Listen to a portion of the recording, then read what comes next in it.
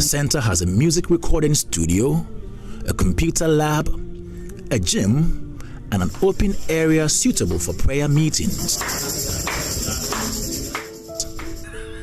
The Chief Executive Officer of Chosen Rehab Center, Apostle Daniel Kobe Washington, tells me about some of the things that drive creatives into drug use. Because the brain never rests. Creatives, their brain never rests. They are inquisitive. They want to know more. They want to unfold or uncover, release things that somebody will be like, wow, how did he get to that frequency? How did he get this song? How did he come up with this movie? How did he write that book? You know, because the normal thing is, it doesn't give nobody a high. Something that is common, nobody wants to fall for it. But you want to come up with something different. And that is why they start experimental abuse or drugs. Let me do some weed. Let me do some alcohol. They have the different ways to do it. But the weed is known that it's supposed to broaden or open them up. According to satirist Kweku Sintim Misa, popularly known as KSM, the biggest push for drug use among talents in the creative industry is the ability of the drugs to evoke wild creative ideas. They tell you that drugs will enlarge your creative horizon. There are so many things that you can create and do that under normal circumstances you will not be able to. And surprisingly, there's some truth to it. For most people who use illicit drugs, they start as children or teenagers. The late Lynx Entertainment signee OJ Black is one of those who got trapped in the act when he was but a little boy. I started smoking when I was very young, very, very little. I started at the age of 11. 11 years? Yes. Who introduced you? No one. How did it happen? So I was in a boarding house, and sometimes you see the security, what we used to call watchmen. Yeah. Smoking around, seated in their jackets smoking, and I was talking to one of my friend who like, hey Charlie, you see the way this food is smoked, you know? It was like, oh, you go feed smoking. And that was how it started. I want to sing for the world, sing for my country. Good. So if I sing and you don't pay me, I don't lose. If you know what you are doing and what the talent is and what it's worth, it's not what the peanut the person is going to give you. Good. Nasty, a former member of the Lifetime Family Music Group, tells me that his relationship with drugs was birthed during his time in Adisadel College. Little did he know that what made him high for a moment would ruin his life forever. This whole thing started in school. You understand? This whole drug thing started in school. I studied and then Adisadel guys they say me sell you out. And I'm trying to say about my life story. The Adisadel guys are telling me that because I went to Adisadel, I'm selling Adisadel college guys out. But I'm not gonna lie. I started these drugs around at the year 19. I was a little kid. I was a little bit stubborn because Charlie, you need something strong. I don't worry. So far as my motive is to stop drugs, I don't want any drug conversation because right now, I'm trying to say no to it more than going to rehab, or they should tight me. They don't want me. You understand? Say no to it. You have the money in your pocket. You say no, you won't buy it. That is real rehab. Dr. Julius Hatche says drugs impede the normal functioning of the brain. The whole concept or the whole idea of drug is that it has got a biological basis. Addiction now demonstrates a biological basis, making it clear that any time that anyone uses any of these drugs or substances of abuse, the brain itself gets affected. It halts the maturation of the brain, and to some extent it even causes the brain's maturation to regress. So certain social skills that you would expect that a person will acquire at a certain stage, because of the use of drug, they may not gain or acquire it. That notwithstanding, the general perception that drugs boost the confidence of creatives is rife among entertainers. Although Noah King agrees with this notion, he cautions that the consequences are dire. On the problems, you would do better. Because you can imagine when you are behind the turntable and being high spirits and the music is going on, and you want to scratch, you want to do this, you talk, you get to the euphoria. So I always have the intuition that no, when I don't get high, I can't perform that well. But it will get to a stage and time where you will no longer use the drug for your work, but the drug will be using you. For entertainers who depend on drugs for their creative activities, KSM, who admits to attempting drugs in the past, advises that the future is bleak. According to the venerated comedian, people who create works of art without external aids like drugs are usually more successful. When you get on any drug, it can give you some amazing energy and some creative geniuses that can just boost you like this. Speaking from personal experience. Can I finish? Okay, finish. That can give you the boost. However, trust me, if you rely on your natural and you give yourself enough time, you'll be amazed at what you can accomplish. The deception is that one gives you an immediate thing that you can do, and you think, oh, this is it, this is the way out. But the more you do it, the more at the same time it destroys that capacity. So you can be the greatest creative and everything, but later on you realize that it brings you down again very, very, very fast. So my advice is don't depend on any external high to get creative, because it will give you just that boost. But you can't depend on that boost. Now the other question: Did you ever try it? Any of those drugs? I tried something. I tried something. Very, very minimal thing to test it. Actually, honestly, I did it. Say, okay, let me see how best it can help me to be creative. And the ideas that I got were all very, very wild. And to me, wow, this thing is amazing. It can give you ideas and things. But then once it starts dying down, then I realize these were not wild ideas. These were stupid things. Yeah. But at that time, you don't care. You think it's, So for me, it doesn't work. And I think creatives, I believe in what they call the natural high. Okay. I believe in what they call the natural high. Creatives who stay natural and depend on the natural high are always more successful, and they have longevity than those who depend on the quick high thing. Yeah. We pray in the mighty name of Jesus Christ.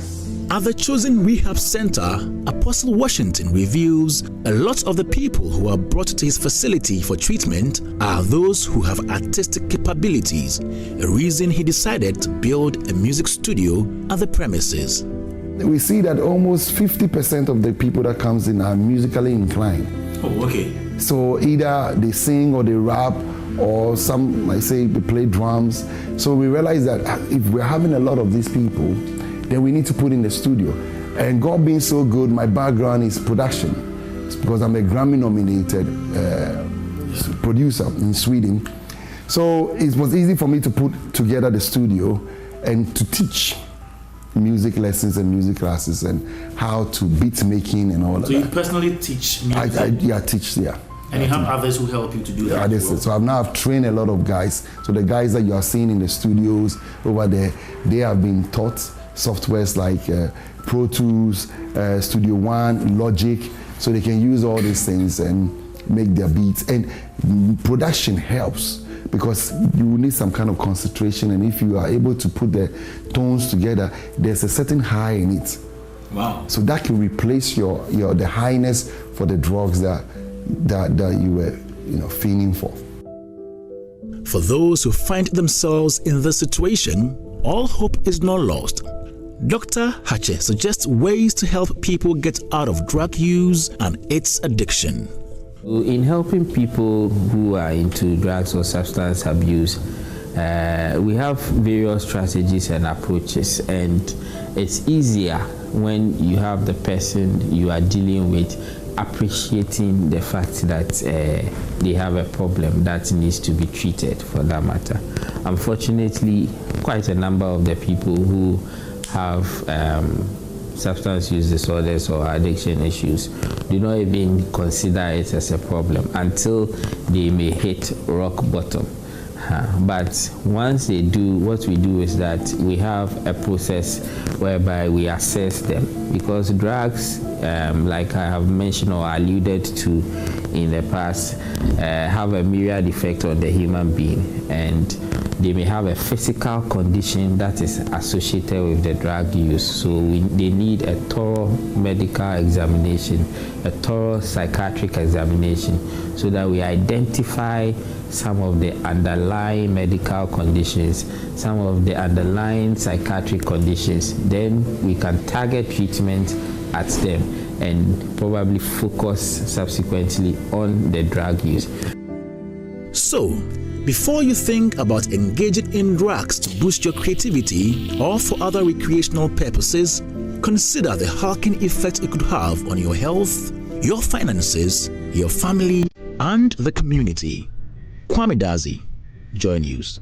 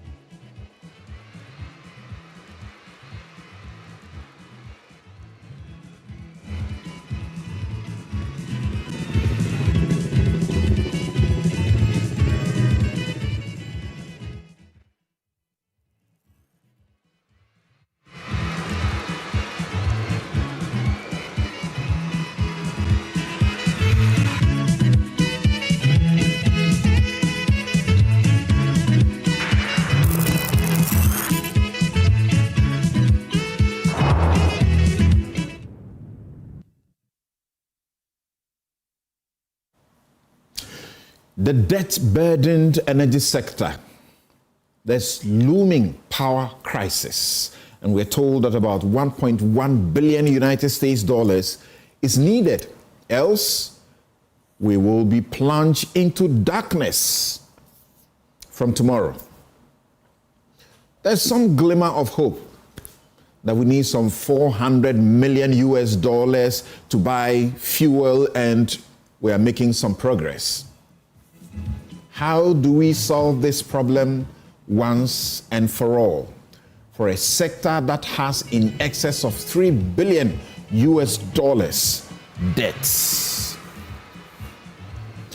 The Cedi is in the miracle business. Is it a fluke? Is it a blip? Or this is carefully engineered to last? Last for how long? And then the dollar gift saga with Sami Jemfi. The NPP has 3 petitions to Shiraj, to CID, to OSP. What do they want to kill? We'll be right back to deal with the vexed matters. I'm Samson Ladia Yanini.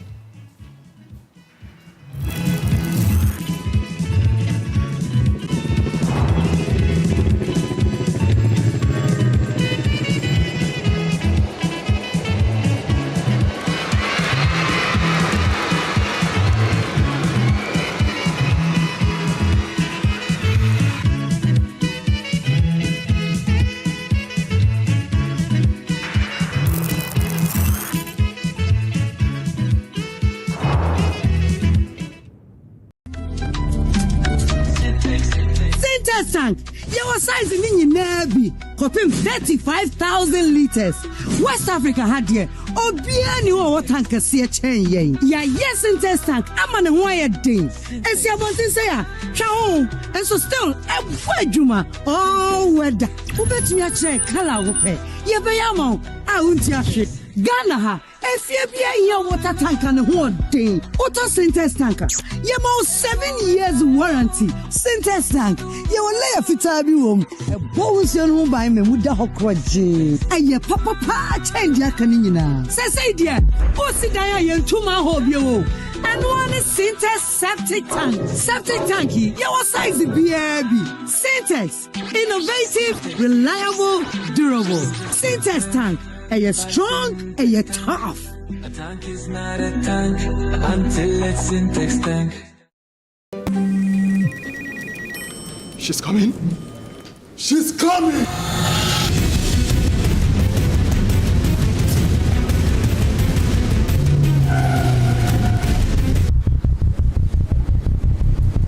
Oh, it's in.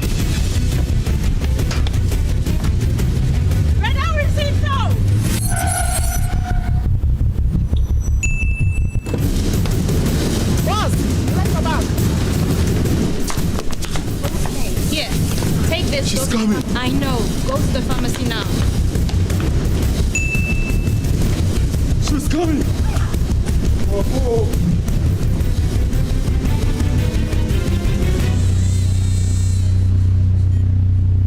She's here.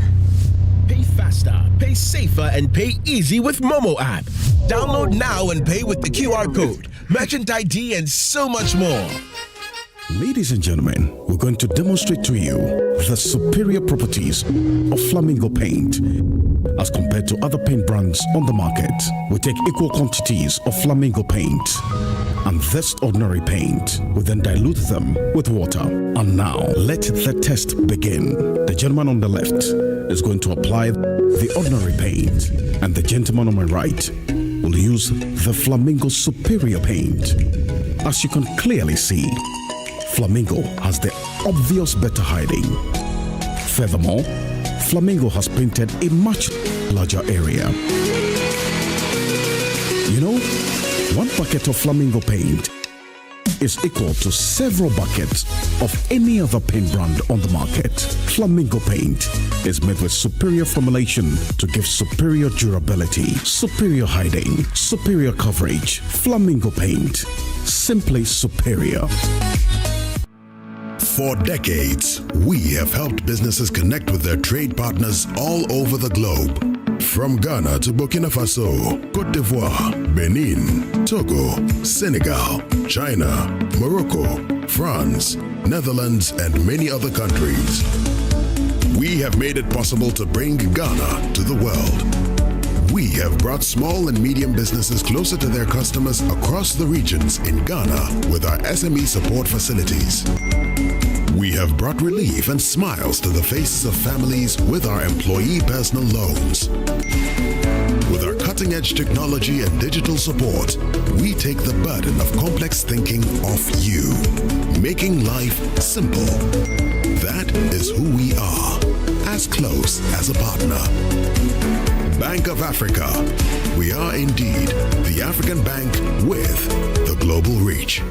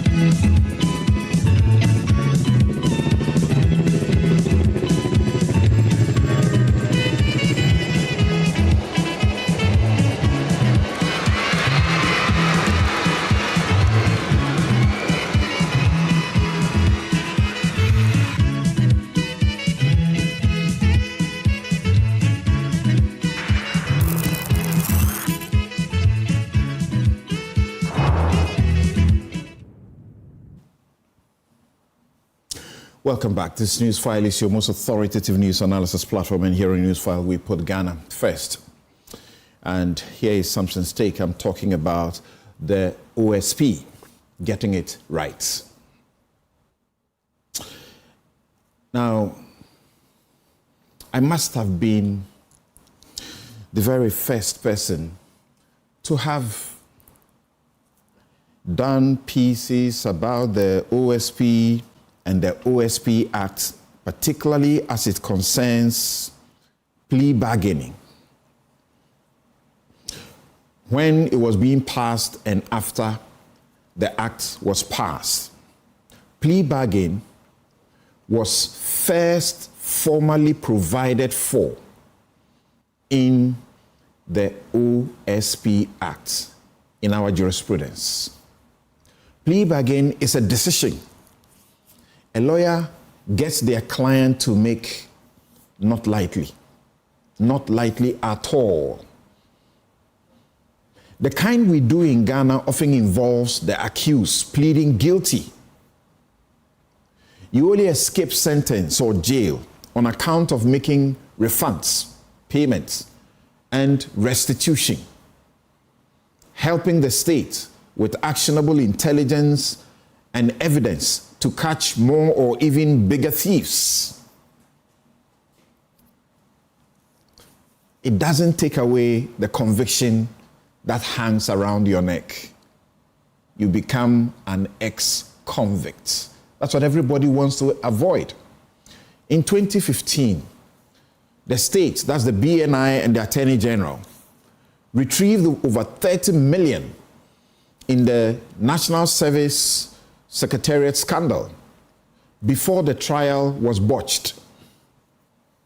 William Atuasian managed to pay 30 million of the 90 million debts before his imprisonment in 2023.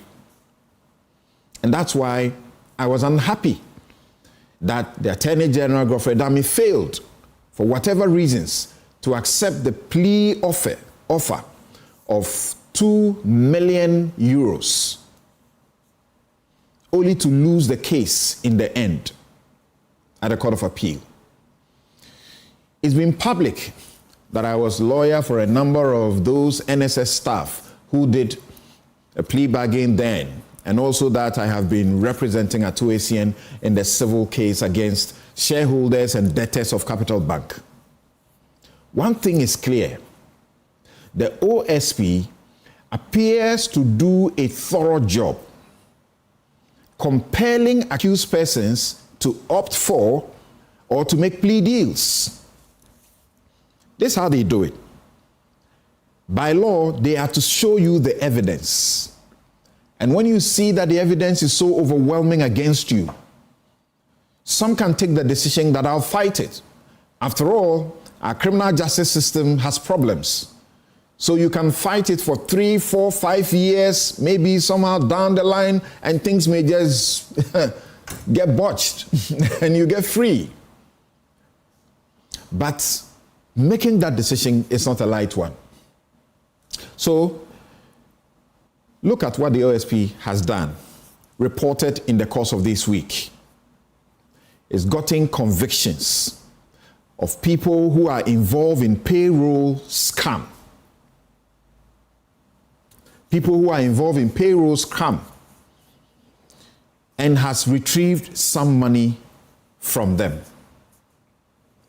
The value of what has been retrieved from the 6 convicted is not what we should be looking at, particularly concerning the monetary value. That's not what we should be looking at.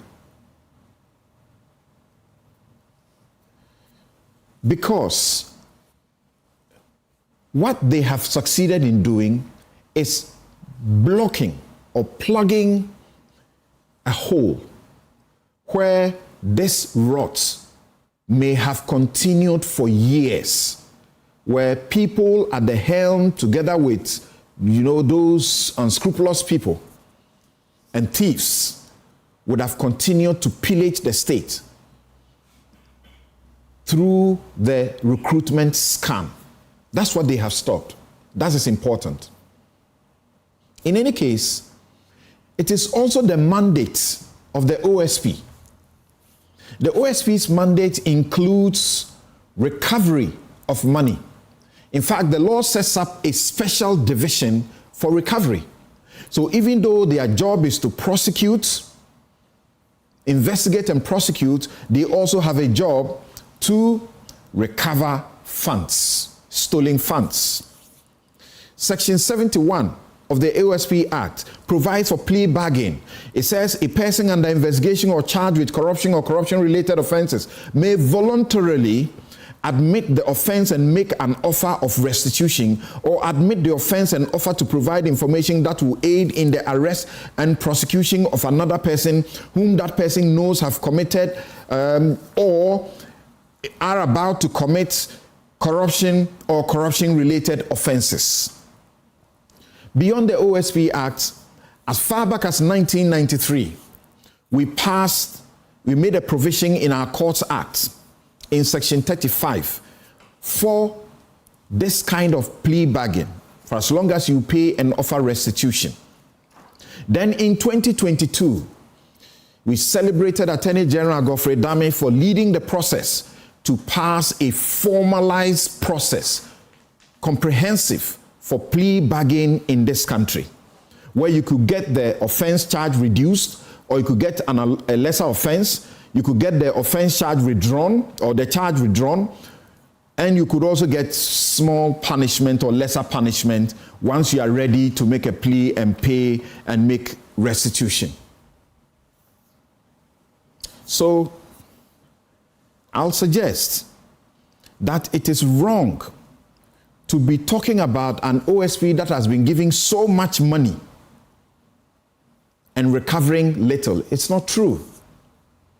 This is a commencement establishment. It requires a lot of funds to set up infrastructure and all that it requires to catch up with established ones like Yoko, police, etc. Comparing the budget with amounts recovered is ill-informed at best.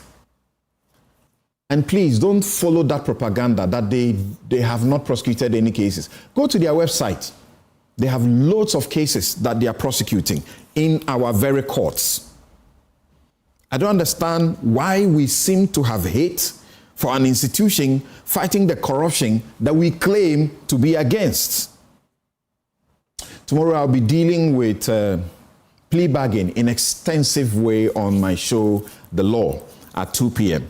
So join me, and I'll be remiss, most of you looking up to hear me about the matter we discussed about Anas the other day. Look, if you are known to lie, to blackmail, and openly threaten journalists, even insult judges, and get away with it, yes, if you can get away with treasonable comments because the plutocratic politics has handed you loads of money, it is understandable why you will pretend to rejoice over a judgment that indicts you, finds you guilty of telling untruths and falsehoods. In the Anas case, the jury gave him so much, but the judge later found that the maximum, according to the defamation law of New Jersey, in the circumstances of this case, was 500. He says he got what he really wanted, a judgment in his favor, because Kenneth Japong could not prove any of his allegations against him in court. And that's how we do it in a civilized society. Yes, I can imagine the damage to the peddler of the falsehoods and the relief to the victor, the relief from what Justice Kolendi and Tanko later deprecated and washed their hands off. This will be my take. We'll be right back to deal with the vexed matters.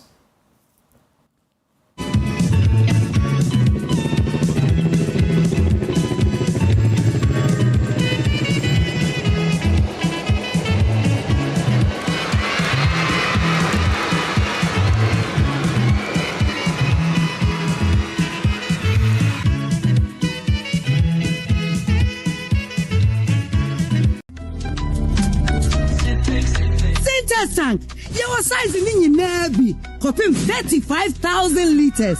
West Africa had here, Obiani or tanker see a chain yen. Ya yes in test tank, I'm on a wired thing. And see about to say, Chow, and so still a Juma. Oh, weather. Who bet me a check? Hello, pay. Ye bayamo, I won't yash. Ghana ha, FBA your water tank and a whole thing. Auto Syntex tanker. Ye mo 7 years warranty. Syntex tank. Ye will lay a fitabi room. A bows your room by me with the hokwaji. And ye papa change your canina. Say dear, oh sit down yen to my hobby. And one is Syntex septic tank. Septic tanky. Your size is BRB. Syntex. Innovative, reliable, durable. Syntex tank. Are you strong? Are you tough? A tank is not a tank until it's Syntex tank. Yeah, Bungo. Hey, again.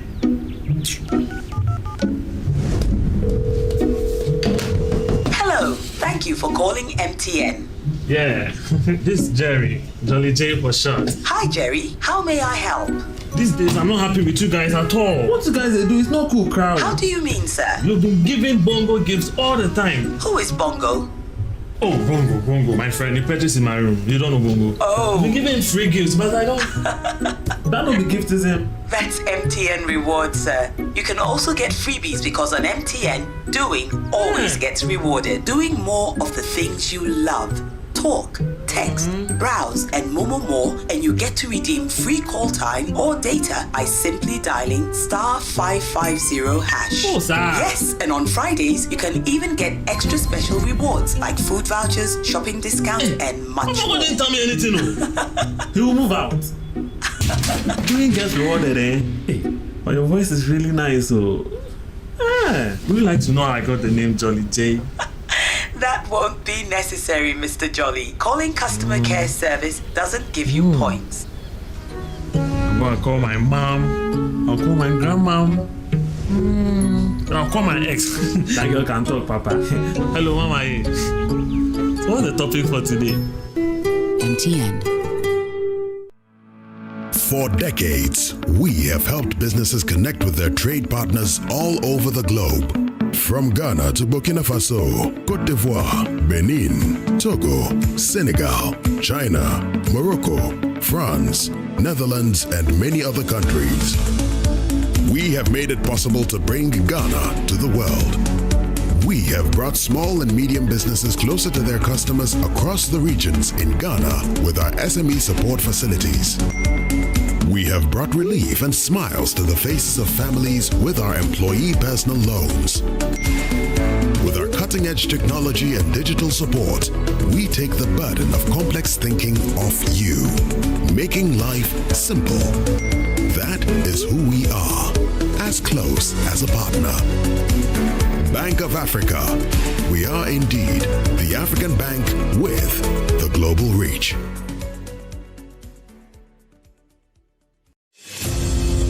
Hello, esteemed CEOs. Join us for the highly anticipated 9th Ghana CEO Summit and Expo on 26th May 2025 at Kempinski Hotel, Gold Coast, Accra from 9 a.m. to 5 p.m. This biggest business leadership conference offers actionable insight and strategic opportunities for topmost CEOs and policymakers. This year's theme, leading Ghana's economic reset, transforming business and governance for a sustainable futuristic economy. We'll focus on transformational leadership to reset Ghana's economy through sustainability, digital innovation, and governance reforms. Be inspired by the special guest of honor, His Excellency President John Dramani Mahama. Key sessions include CEO presentations, master classes, keynote plenaries, the CEO Excellence Awards, and more. Register today at GhanaCEOSummit.com to secure your spot. For inquiries and sponsorship, contact 0546-391-970 or email info@GhanaCEOSummit.com. Powered by Ghana CEO Network in partnership with Deloitte, PwC, GIPC, Saga, and Multimedia Group. Ghana CEO Summit. Be inspired.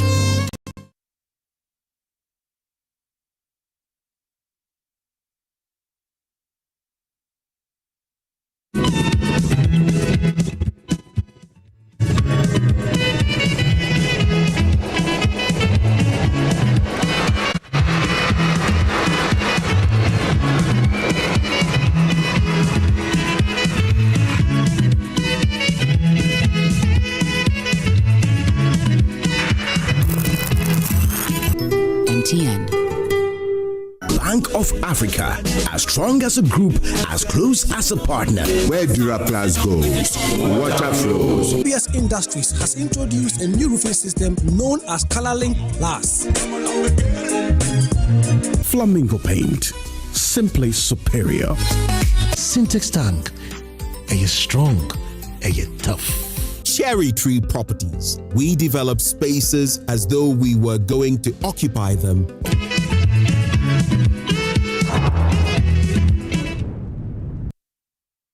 My headache is how to get the next parcel of liquid fuel.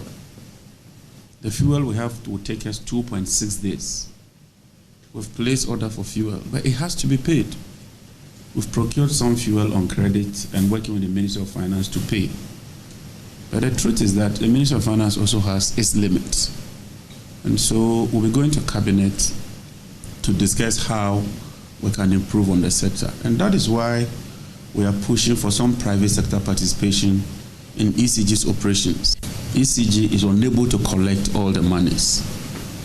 And so you're having a deficit of about 2 billion cedis every month when it comes to ECG's collections. When you add that deficit and you add the fuel, which is not part of the pass-through, you are looking at over 30 billion. Car Power has just sent us a letter that by 18th, they will shut down the plant because we owe them more than $400 million. IPPs alone, we owe them $1.7 billion.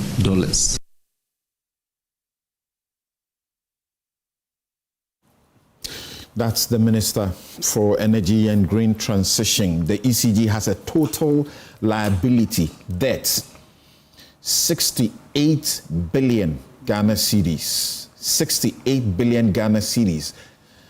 Ghana Water Company, their debt to ECG, 1 billion in 7 months.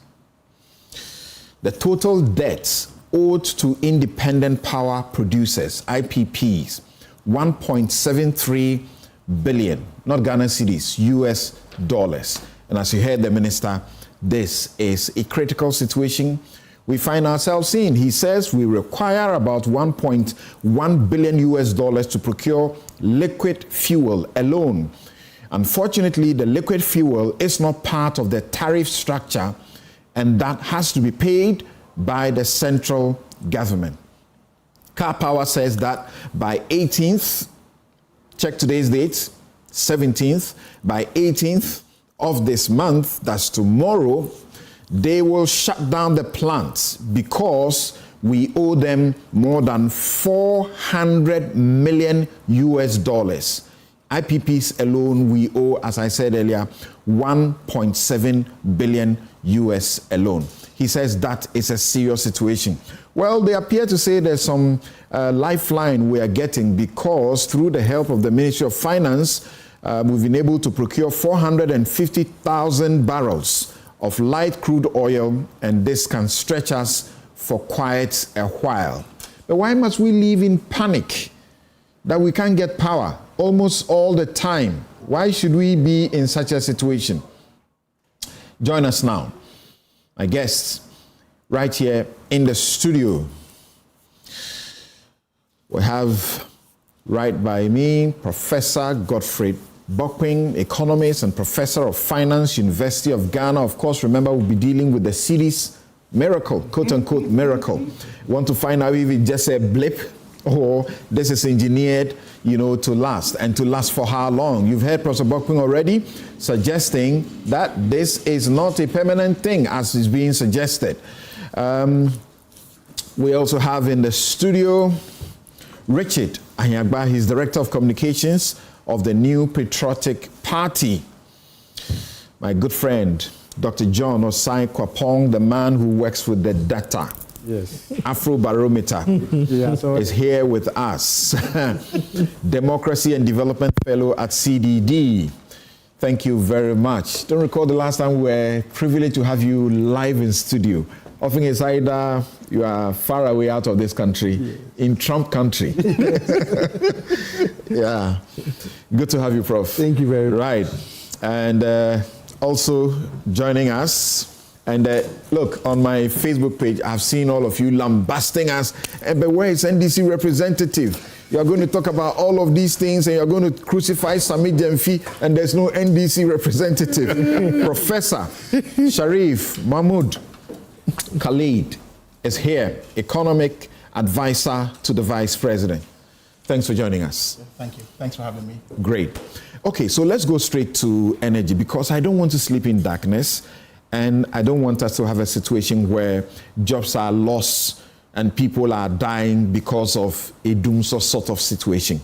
What's your appreciation of the situation, Prof. Bokwing, and what's the salvation? Look, I've said it before, that apart from irresponsible mining, including illegal mining, what causes me sleepless nights is the energy sector. We have seen, given the two main political parties that have had opportunity to manage that sector, that we can no longer do politics with it. We've seen the track record of the NDC, run up to 2016. We've seen the MPP come. We've seen the challenges and all of that. We've seen NDC back. Clearly, they are all saying the same thing. There are fundamental issues that needs to be resolved. And I think that gives me comfort, because we are at the stage where politicization doesn't help.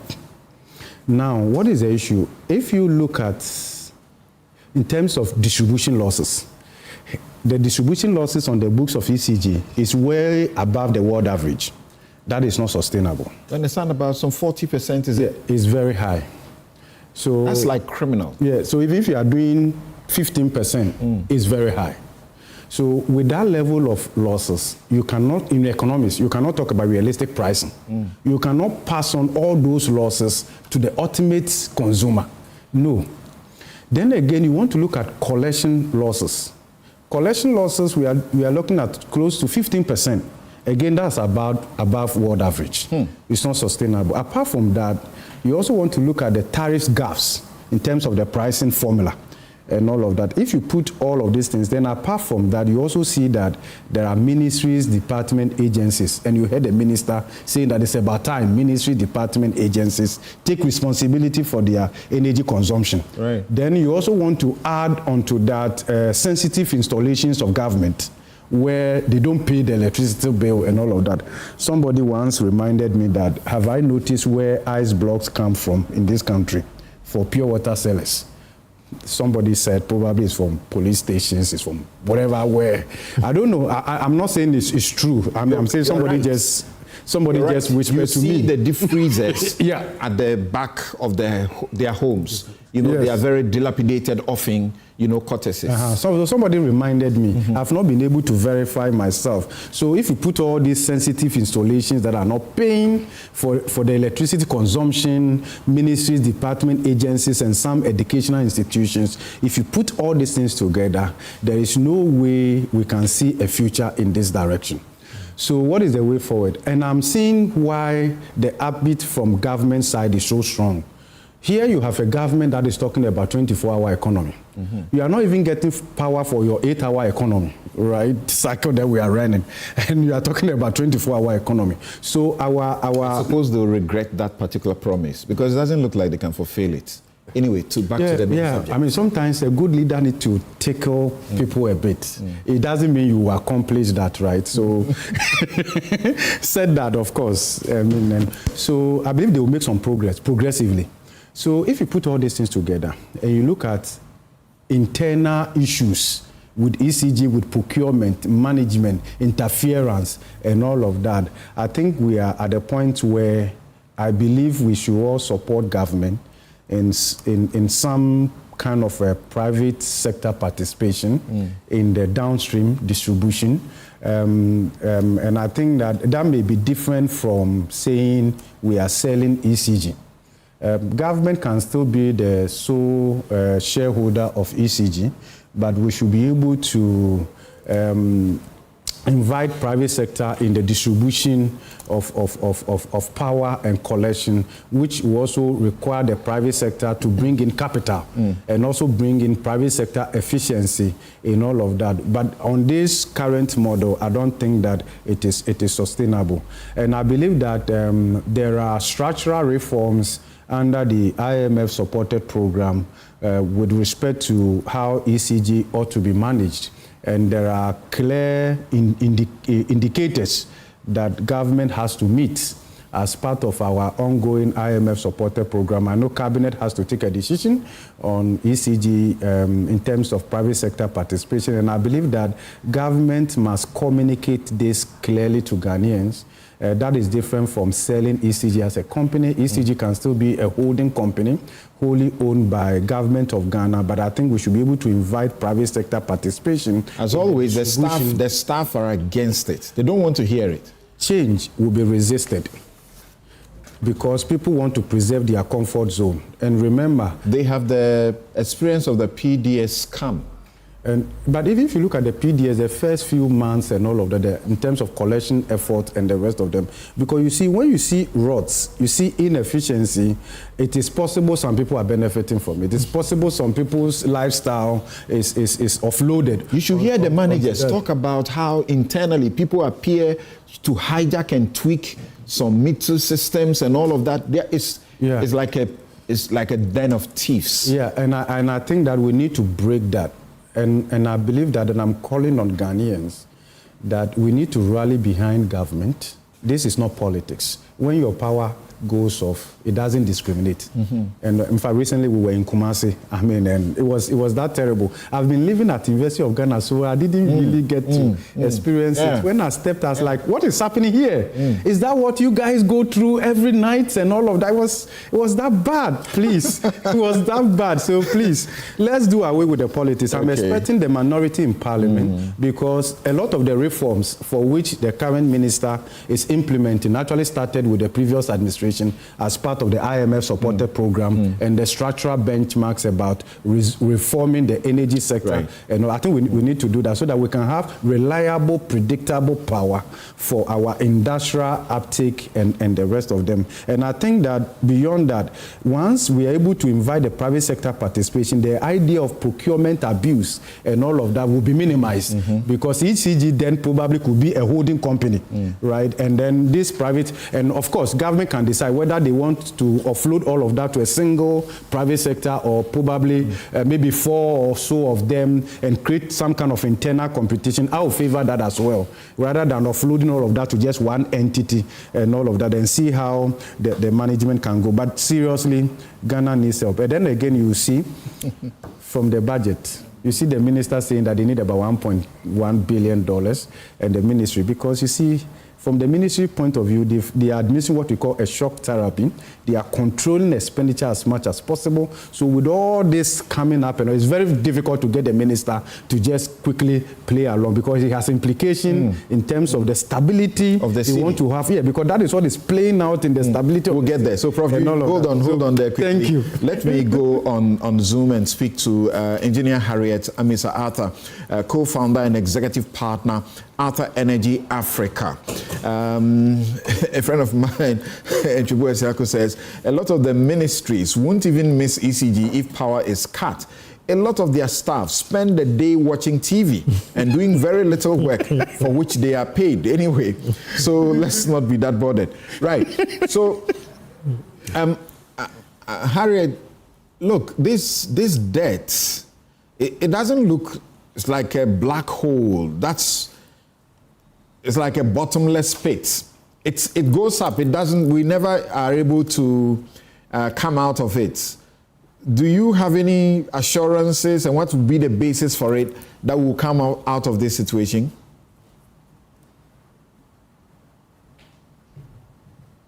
Good morning to your panelists and your audience. Thank you for having me on your program today. Samson, I think what is happening to us is to be expected. If we continue to run the sector as we're running, then this should be our expectation. I mean, I think what we see as what we classify as a looming power crisis is not looming. It's been coming. It comes a day at a time. We consistently have not done what we needed to do, and that's why we're here today. Now, the debt is also increasing because we continue, as has been said, I heard the previous speaker talk about the losses in the sector, the operational inefficiencies and so forth. And so that is just a cumulative effect that occasionally we see as our power is going off tomorrow. Then that's when we panic and we begin to do stuff. I think that if you look at what has been happening over decades now, the problems we're facing with our power sector is a combination of inaction on our part as Ghanaians. It's a money problem. Did you say inaction? Is it not just a money problem? It's not just a money problem. Okay. It's not just a money problem because when you buy a commodity and you sell it and you do not collect from the person you sold it to, then you don't expect to break even. I mean, maybe it's only in our power sector that we expect that if we don't account for the energy we bought, we can still somehow magically make the books work. So I think that's one of it. It's mainly is the inaction because we need to track where our power goes. And if, for instance, there are sectors, I had as mentioning the critical sectors and so forth, it should be it should be in our plan. And we should be intentional about it. If we decide as a policy in this country that all educational institutions are going to get free power, hospitals are going to get free power, and so forth, then we do that. We quantify it. We know how much of it is going to these facilities. We identify how that gets paid for. Either the consumer is shared across so that every consumer contributes to those common facilities getting that power for free, or government decides that its subsidy goes into these areas because they are critical for government. But we can't just throw the power out there and assume that if we're losing it, it's because it went to the hospitals or it went to the educational institutions. Every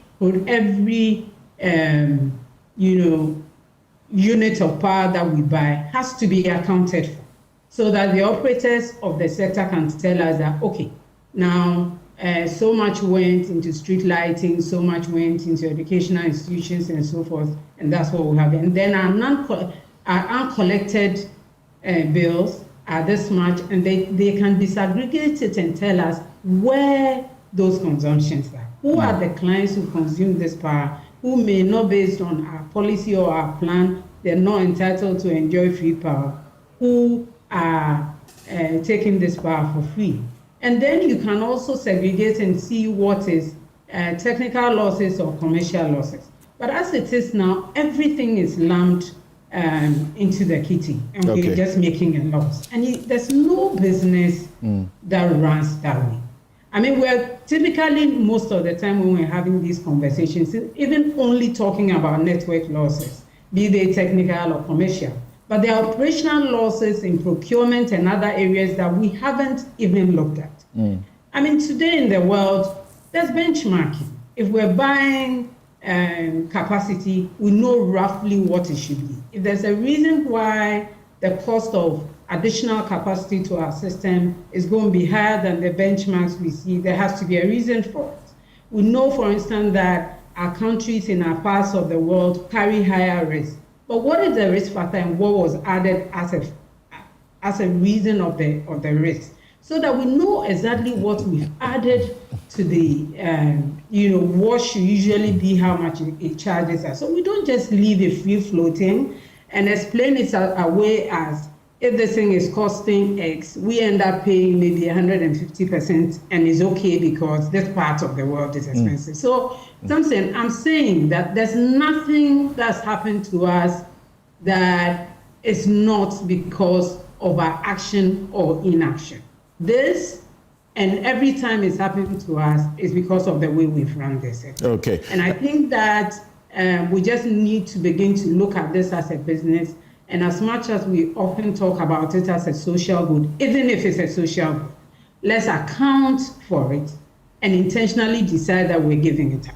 So, and then we can make plans to pay our debts on a more regular basis. Okay, because you are joining us only on this subject and you're taking leave of us shortly, tell me, do you then see that things are being done to avoid putting us in this kind of, pressure and getting all of us to panic? And Professor Bokwing is here. He is not in government, but he says that is his headache. Why should that be his headache? I have a business. I run a law firm. When I put my plant on, that's too much I can't really afford. You are crying over your overheads all the time, and then these things come in. I remember 99, 2000, I entered the University of Legon. There were blackouts. University of Ghana, there were blackouts in the night. We had to go and sit by the banks to use their, genset lighting to read. Wow. Samson, I mean, what we're talking about is not just about our power sector. If we recognize that our power sector is such a critical component of our nation's well-being, for generations to come, then we can no longer afford to play with it. Because as you're saying, just imagine a Ghana without power. Especially in today's world where everything runs on technology and needs electricity. Just imagine a Ghana without power. Now, a Ghana without reliable power is very, very close to a Ghana without power. And the reason is that you cannot plan anything.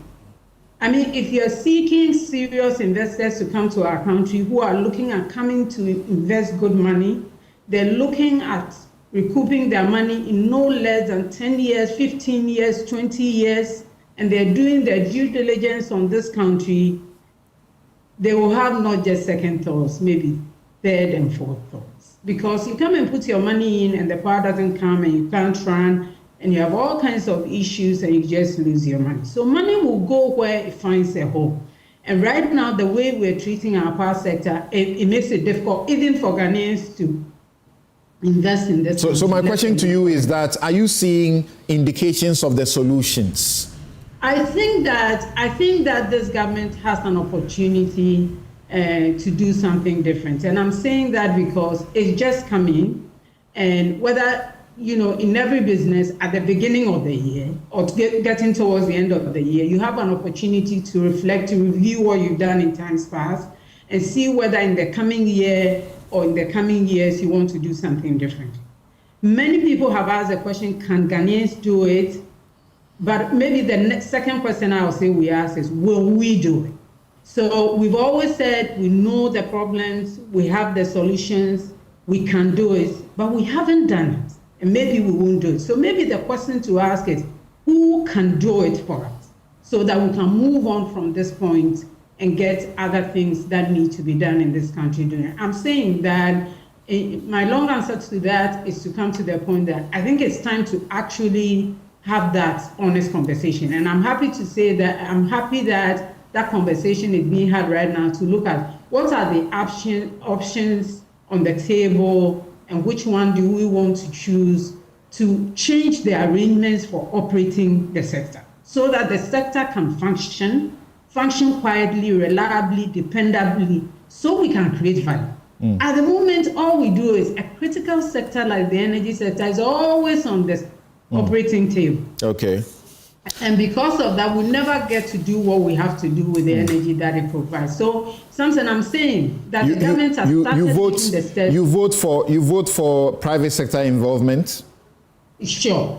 All right. And not just private sector involvement. I think the assumption that just because it's private makes it much better needs to be looked at. I think the way in which we design the contract, who we select, the competency, and our ability to penalize and fire if we need to is important. Okay. So that when we move from this current arrangement, we don't just jump into private sector participation. Thank you. And end up with the same thing. Thank you very much. At least we saw in Ghana Water, right? It didn't work.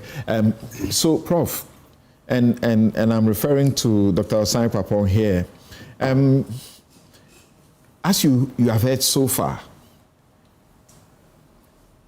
taking off the ministries, education institutions, some parts of hospitals, as in the places that government is supposed to show social responsibility.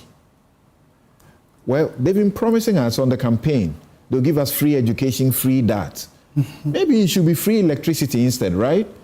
Why can't they do these common things? You go to Nigeria, very bad. I've had the opportunity to stay in Nigeria different times for more than a week or two. In South Africa, they also have this situation. They seem to have managed it in a certain way that the power you get, the wattage or voltage you get is at a certain level and so on. Our governments can't take care of the bills for free. Good morning, Samson. Once again, good morning to everybody else. But if government has to give it to us for free, someone still has to pay for it, right? So whether directly or indirectly, it would still cost someone. But as I listen to Prof... So our taxes are not enough? Well, it takes more than, but as I listen to Prof and Madam Harriet, you realize that there are some fundamental structural issues in the energy sector that would take some tough policy choices to resolve. In fact, I recall when the former energy minister, Boakye Agyarko, was being vetted in 2017. I listened to the vetting, and as he explained all of the issues, the challenges, I walked away saying, you can't put off any longer making certain painful but necessary choices in the energy sector. So, of course, I'm not an energy sector expert, but the more I was gleaning from it, that was what I was walking away with. 17, 18 years down the line, those painful choices have not been made. And it appears that we are able to manage it, in cycles, right? Because even if I think back to, I think I was in class 4, so maybe around 84, 85. Understand we have this slight problem with your microphone. So you pause there. Okay. I will return to you. So, Prof. Khalid, the question is, if governance is just about like running a business, and governments come in and all they know is increase things, adjust, then, any dummy can run a government. What's going on that you sound so convincing, we hand you power, you come in less than 5 months, and you put us in a panic mode. Actually, from the very day the president took over, we heard that we were not going to get electricity the next night or so. Well, but something, to be fair, stemming from your own introduction, in your acts of me of how we spoke very well as maybe a party in opposition. We've been given power, and just a day or two, we're already facing imminent power crisis. And 5 months down the line, we are facing another imminent power crisis. I mean, let's look at it from a project management lens, as you'd say. A fair point to say is that it tells you that there's been a systematic... The researcher and you will talk about the two of you. Well, of course, Professor. Well, I'm trying to be as depolitical as possible as I am. So I think that we should rather be patting the government at the back, because if a day after taking office, there were supposed to be imminent power crisis, which never happened, we've been weathering the storm as far as it's concerned. But what it tells you is that it's a reflection of a systemic crisis that has been existing for far too long. Because 5 months down the line, it's been ready, it's ugly heads. Even if you are fixing the problem with a magic wand, you'll still face all of these problems. And that's exactly what we are. For me, sitting from the back room, I see real commitment from the president and the energy minister. And to them, it's a deja vu, because remember 2016 power crisis, which led to the excess capacity that he handed over to the previous government. And back then, Minister Jinapor was in charge of power as a minister. So he's seen it all. It's all come back to him after inheriting a government that have allowed these systemic issues to happen. But several issues have been happening around this, which I think that we all need to speak to, again, dispassionately. As part of our research agenda, we are not just having stick and plaster solutions. We're looking at long-term solutions as far as power is concerned and the distribution of it. We talk about the cash waterfall mechanism, which we've been struggling to actually fit in. I mean, there are instances, classic example, where we run a farm where we are struggling to call for, look, can you come for the bills? What bill would you issue us this month? And we have that, we are uncertain about it. At the end of the day, they come and say, you have 5,000 to pay. It comes another month. So it tells you that the grid or the billing system is still not as efficient as it should be. Now, what we need to ask ourselves as a government or managers is that, what are we doing to fix this problem? We all know politicization. I mean, growing up, I didn't care who the ECG boss was. That's how depolitical it was. Nobody cared a hoot who was running or manning ECG. But today, it's become a political... Maybe you were not as politically aware as today. Political. Can you count the last ECG bosses since the 80s, probably to the early 2000s? It'll be difficult. We're all politically aware about all of this. But this time around, we have people lobbying for it, among other issues. Right. Amidst this crisis, we had an investment banker who was board chair of ECG, where we had debts to pay and, among other issues, sharing motorbikes to the police. Was that a priority? So this is the politics. I'm not trying to box it to say, but we must accept the politicization of it and moving forward how to fix it. But for me, I think the new appointment, the acting MD there now, is sort of an indication of the fact that it's probably being depoliticized. Because if he's a very shrewd administrator from media, from his experience, and if you engage him, I have been in ECG in the last couple of years mediating, and it's quite harrowing. Because when I walk into the mediation room to ask, okay, you have these debtors, can we pay them so we can have the system running smoothly, right? I'm brought out a list of debts ECG has to pay. And I look at their budget allocation. Then I ask myself, what am I really going to negotiate for? Because there's no headroom to even have a full negotiation as to which IPP should have what, which billing agency should have X. And they also have, service providers they need to pay. At a certain point, they are also threatened to such an extent that there are even tensions where people think, okay, these power providers or independent power providers are trying to sabotage the system. That's right. Sometimes they are not, because it is the challenges that we face. But we see a president and a minister who are head on the job, because 5 months down the line, to put the blame on the government, I think would be a very unfair one. Right. Even if you had the magic one to fix the situation, it'll take days to fix the structural situation, bailing situation. Before you took over, we're not put in this panic situation almost every day. No, but before we took over, you were refused, a timetable on Doomso being published. Was that not the case? So it tells you an imminent crisis was in place, except we didn't face it head on or admit that there was one. Today, at least, you have the minister on the screen speaking to you on a daily basis, by the second base, by the minute base, that this is where we are at this. This is how much crude we're trying to get in. And this is what the Ministry of Finance is doing to support that. And I think that these are things that I'm not saying they are giving us the proper solutions. But if you understand energy very well, especially power and its distribution, with this systemic problem that I've been left, it will take a very long time too.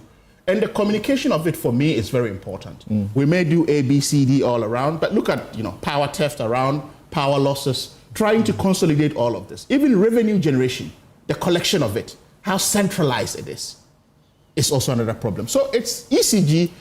It's a behemoth. It's a beast in and of itself. What do you tell Iraba? She says that you should have maintained the betting tax to take care of some of these things.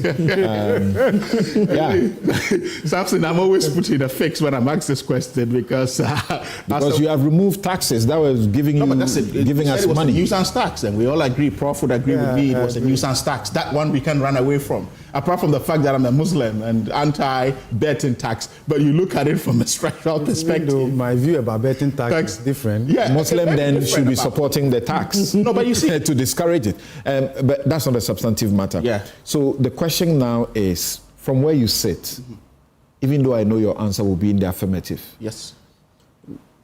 Are you assured that we will resolve this problem once and for all?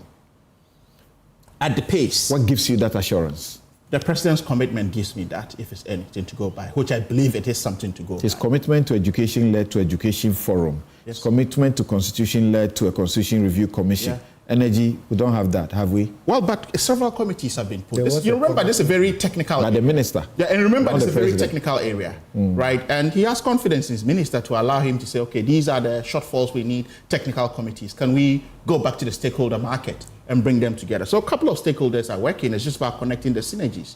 And you see him mention, I just returned from the CEO Africa Forum in Abidjan. He was there. He was there. He spoke about this same situation. So if he's even speaking about it on international platforms, it tells you how committed he is, holding his own feet to the fire as far as solving our power crisis. Okay, let's return to Prof. Prof, the next campaign, I'm going to be tasking the MPP NDC. If they can give me free power, I'll vote for them. They can promise. That's not a problem. Richard has a jet set behind his vehicle. He might probably drive to the house. Right. Yeah, but then if they promise you that free power, they'll still have to pay for it. But it looks like, as we talk about these fundamental structural issues, one of the key things that also has to be looked at least from my layman's perspective, is the entire value chain, identifying the various fault lines along those value chains and figure out what are the appropriate policy responses and choices along those fault lines. One of the things that I'm still not clear about or continues to baffle me is the energy sector debt. Because government to government, you hear two narratives. There's a huge energy sector debt, and then at some point, it's one of our achievements is we've cleared the energy sector debt. And then there's another government, and then you hear that narrative of energy sector debt accumulated, we've cleared it. So we keep going, through the cycles of we accumulate, we pay off. Except in the last few regimes, they have not cleared. Nobody has cleared energy sector debt. But I do remember statements here and there about how much of the energy sector debt at least has been paid down. So you go through that cycle of we accumulate, we either pay down, we pay off, and then it re-emerges. So for 8 years, Akufo-Addo left us with some 2 billion, and they are continuing from there. Right. So which tells us that energy sector, the ESLA, how it was managed in the last couple of years, really defeat the very purpose of that. That also contributed to that. We have to even restructure the ESLA bond and all of that. I think that something fundamentally shifted. So whatever is driving these issues, because ultimately, like you said, the absence of power and these power challenges also has political implications for the government in power. We all remember one of the things that current President John Mahama had to face back during his first term when there was the energy sector crisis, and how that became one of the issues used against him. Of course, I have to quote Afrobarometer, right? I was looking at the numbers here. Always advertising Afrobarometer. You know, and I remember your credibility. Exactly. You know, and back then you could see that the political implications were not pretty. Only 23% rated the government's handling of the energy sector in terms of providing reliable electricity favorably. Yes, by the time we got to 2016 and CDD Ghana did its 2 pre-election polls, it improved. By the October one, Doomsor was now not ranking as a key issue that was going to drive voters to the poll. But you also cannot address the policy part of this challenge without also paying attention to the politics part, because that is where citizens would judge whether you've been able to satisfactorily address the issues, you know, or not. You were hopeful that Boakye Jarko would do this. And I asked the question earlier, how many years down the line? Well, the reasons for which, you know, they pushed him out, they're very ridiculous. He clearly, you know, had a handle of the situation and he would have done a great job. But the politics, he was thrown out. You know, we are here. Do you see any indications that what you felt then, the painful measures that had to be taken, they are being contemplated or being taken at all? So let me use this let me give you this context for my answer. So I remember in 2017, the same hope that I had as I listened to Boakye Jarko, it was the same hope that I had. I remember writing a nice piece about former Finance Minister Ken OFORI-ATTA in terms of his answers, the way he was thinking about fiscal issues, gave me a lot of hope. So I remember when Honorable Attoforsen was nominated and was going to his vetting, all I said was, you know, the last time I spoke, you know, so highly about such a situation, my heart got broken. So, Honorable We're not the only one, please. Yes, Honorable Attoforsen, I'm just going to say all the best. Don't break our hearts. So it's the same thing. I've watched Honorable John Jinapor a lot. I've, you know, followed his submissions even before they came into power on Good Morning Ghana, etc., etc. So I understand and I recognize that he has a full understanding and appreciation of the issues and the challenges. I just hope that for everything that, you know, he recognizes as the key challenges, he will be able to impress upon this government as the substantive minister in that sector to lead us to a place where we can make those painful choices and get it right. Okay, thank you. I'm coming to Richard now, so we take our final comment on this before we move on to the Cedi, because they seem to be, you know, interrelated. As you understand, there may be a certain deliberate, you know, posturing, because if you release too much money, the Cedi may suffer. But let me speak to Timothy Nyami, who's just joining us. Thank you, Timothy Nyami. You are supposed to be the General Secretary of the POU, the Public Utilities, Workers' Union. Yeah. Hi, Timothy. Good morning. Right. What's the point for your intervention? Okay, so good morning to your listeners and viewers. I didn't follow the discussion from the beginning, but along the line, there were certain issues that we thought the union should be brought in to also make an input, so that the energy sector will not necessarily be as a result of the retail end problem. That's what I wanted to say. And then, of course, somebody was referring the fact that it is as a result of illegalities perpetrated by the staff. Yeah, that's part of it. You deny that? What I'm saying is that it's a whole system of operation. So when you have an organization of more than 6,000 staff, you cannot go brief for all of them. But having said that, that one should not be the cause for the inefficiency generally. So when you box the staff of the ECT as the cause, and don't forget that these staff are always on the field work. you open that public record and attack. So you can say that fine. Some of the issues may be attributed to certain misguided staff, which one, of course, when manager also gets wind of it. They don't leave it like that. But you to make it in general terms, then it put the workers on the floor to a certain risk. Also, I wanted to draw the attention. It's a whole system that we also know, and we also want to collaborate and ensure that this energy sector that are hindered. So, in our position paper with the Honourable Minister, we stated all these items, Minister, so that it should be dealt with. So I am appealing that when some discussions are being brought to bear, let's take our time to digest this very well, so that it doesn't open the workers who are on the phone. Yeah, so nobody is saying, Mr. Yami, nobody is saying that POU or your people are solely responsible. It's part of the problem. Yeah. Do you deny that inefficiencies in collection is part of the problem? Do you deny that there are rogues within the institution who have been caught and accused of tampering with the metering system and even the whole collection system?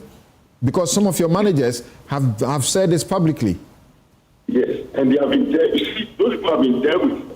And so I say, what I'm saying that there have been anybody is doing that. We have very a system of operation. When those people are identified, they are dealt with ruthlessly. So it shouldn't be looked as if the workers there are doing that in all totality. That's what I wanted to say. Okay. Yeah. So, and what is your main issue for being against the public private sector participation? You have always been against it. Meanwhile, you continue to superintend over inefficiencies, because as we have been told, you can't find this kind of inefficiency anywhere in the world. And I said that's almost criminal, that you can't account for as much as 40%. What's that? So thank you very much. Well, I wasn't a member of the panel club. You stated certain figures that have been brought up there. But they are there for discussion and the records are there. All I want to say is that we are not saying that bringing private sector participation in a government institution should be not. But it's not. When you have been where I in the private, then you are sitting there in the end. Then you are where the agreement of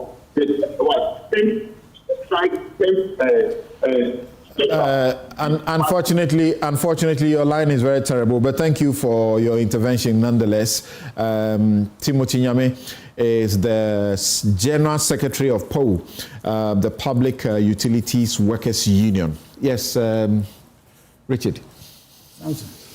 Well, good morning to my colleagues and yourself. I think the energy sector matters are largely one that we have talked about repeatedly.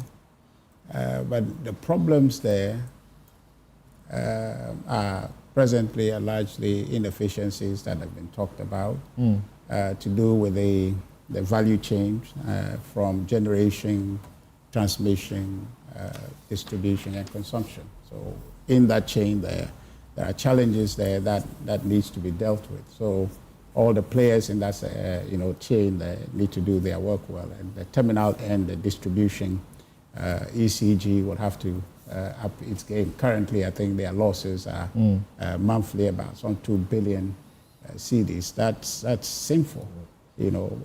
Consumption also. I just did a quick Google, right, and I'm reading from graphic. ECG suffers 10.21 billion loss in 2022. Yeah. I mean, how does any company survive from things like this? It's egregious. And if you look also at the consumption and also a lot of leakages there, which again you can attribute to ECG as well, because that's their business. They're supposed to see to it that people who are getting power are getting it in a manner that they can account for it in terms of paying for it to them. And so that's a challenge there. But I think that, yes, so one of the problem is inefficiency. But the other bit is pricing, which has been talked about widely, that it reflects costs of production. And also, I argue that it's leadership, but when it comes to the NDC, it is contractual and is politics. You see, I have not come to settle in my mind why we signed a power purchase agreement where we agree with people that would provide them fuel, okay, which is not to be recovered in terms of the pricing, and that all you will do as an IPP, come, bring your equipment, generate power for us, we'll provide the fuel for you, and then you just bill us. I mean, I don't know who does that. It's sinful. In fact, if I remember, I think the World Bank commentary on this matter is to the extent that it's expensive and it's wrong to sign such power purchase agreement. That's the problem. That, for me, is the problem. Take away the inefficiencies of ECG and the rest of the matters that we've talked about. That is a problem. Yeah, the World Bank did fault them. And when you came in 2016, this became a major thing in 2017. Yeah. You set up a committee, you remember Philip Addison and the rest of them, all of them there. So should we still be talking about this in 2025? Yes. Yeah, we should be. But you see, the MPP government did what it could to deal with some of the elements of the contract, which is to the extent of the take-or-pay element of it. But this aspect of fuel is entrenched, because that's fundamental to the agreement to come. You understand what I'm saying? So if you're saying that certainly we are not going to provide fuel again, and the pricing and everything else will be considered. But meanwhile, the pricing already is high when we are providing the fuel. And we can resolve that in 8 years? Well, I don't know. I mean, the only way you could have resolved it is to build your own capacity to be able to produce or generate, and then you tell them, we can't live by this. They are talking about another gas entity. They just started setting up a committee to work at that. Right. So they are being a lot more forward-looking than you have done. Well, I'm saying that, so we'll get to that one. Because gas is cheaper. Yes, but I'm saying that the first leg is that the contract is bad. That has put us in this situation. Because right now, as we're talking, you need about 1.7 billion, right, to pay the IPPs. But on the side of that, you need some 1.1 billion to get fuel. So assuming that they had to provide their own fuel, you have that 1.1 It's okay, billion. You are making the problem statement. We know that ECG, but I'm just saying ECG is recording, they say, $67 million, dollars in loss in revenue every month. We are not interested in the problem statement. No, we should be. We're looking at the solution now. Yes, no, but you see, we should be interested in that problem statement, because those who brought about the problem are in power.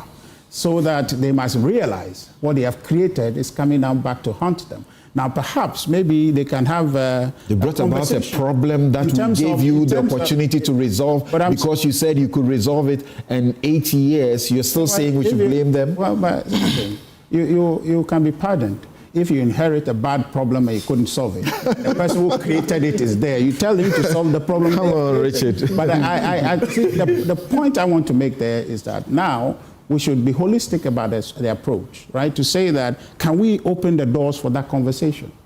To say that, look, how can we look at this? If not, then let's look at the per kilowatt rate at which they are selling. Do you see that they have opened the doors for that conversation? Do you see that they are proffering solutions, including bringing on another gas? No, I'll come to that. That's separate from the contractual matter. So I guess that's fundamental matter that must be looked at. That conversation should be broached with the IPPs, so we see how we can deal with that. Because all these threats they have been issuing, will shut down, We are providing you fuel. Why are you shutting down against what? Is it because you don't have fuel? We are providing it.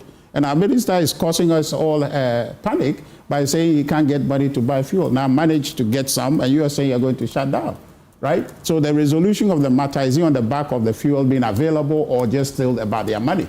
So they are taking us for a ride, in my view, okay, because they've managed to rip us off in that contract. But you see, the matter to do with the next, and we think that the problems are known, so how we're dealing with it is key. So the gas plants that they have a committee, and I learned about it yesterday, it's good. But when Atuabo was coming, that was the conversation, right? When Atuabo comes, all these IPPs that have been signed would have access to gas, and therefore the cost of electricity will be low. But when it happened, what happened? The infrastructure to take the gas to them was not there. So are we building the gas plant again before we are looking at how we take the gas to the plants? Are they being done concurrently, or they've been done, exclusively? So are we building the gas plant before we see how it gets there? That means it's going to take forever long to be able to even complete the gas plant and then get the gas to go to the plant. Since we are in the process, as in the state is in the process, I think this is a suggestion you are making, and they would definitely factor it. So that's long term. Long term. It's not even immediate, it's long term. The present challenge that we face, really, I think that the government can open the door to this contractual conversation with the IPPs. I think that will really give us some space to have a conversation about how we bring the price down. Okay. It is too high, and then on the back of that, the threat that comes, and then the substantial matter, which I believe, something I think across the table along here, everybody will agree that ECG can begin to do something about these things now, in terms of their recovery rate, even the transmission end, all the transmission losses there, we can do a bit more. I think at the average, it's about 8-9%. Ours is very high. So there's a need for us to be able to look at that front also and see what we can do. Right. And the conversation, briefly, the conversation about private participation and all that, I have a very firm position that we shouldn't go in that direction.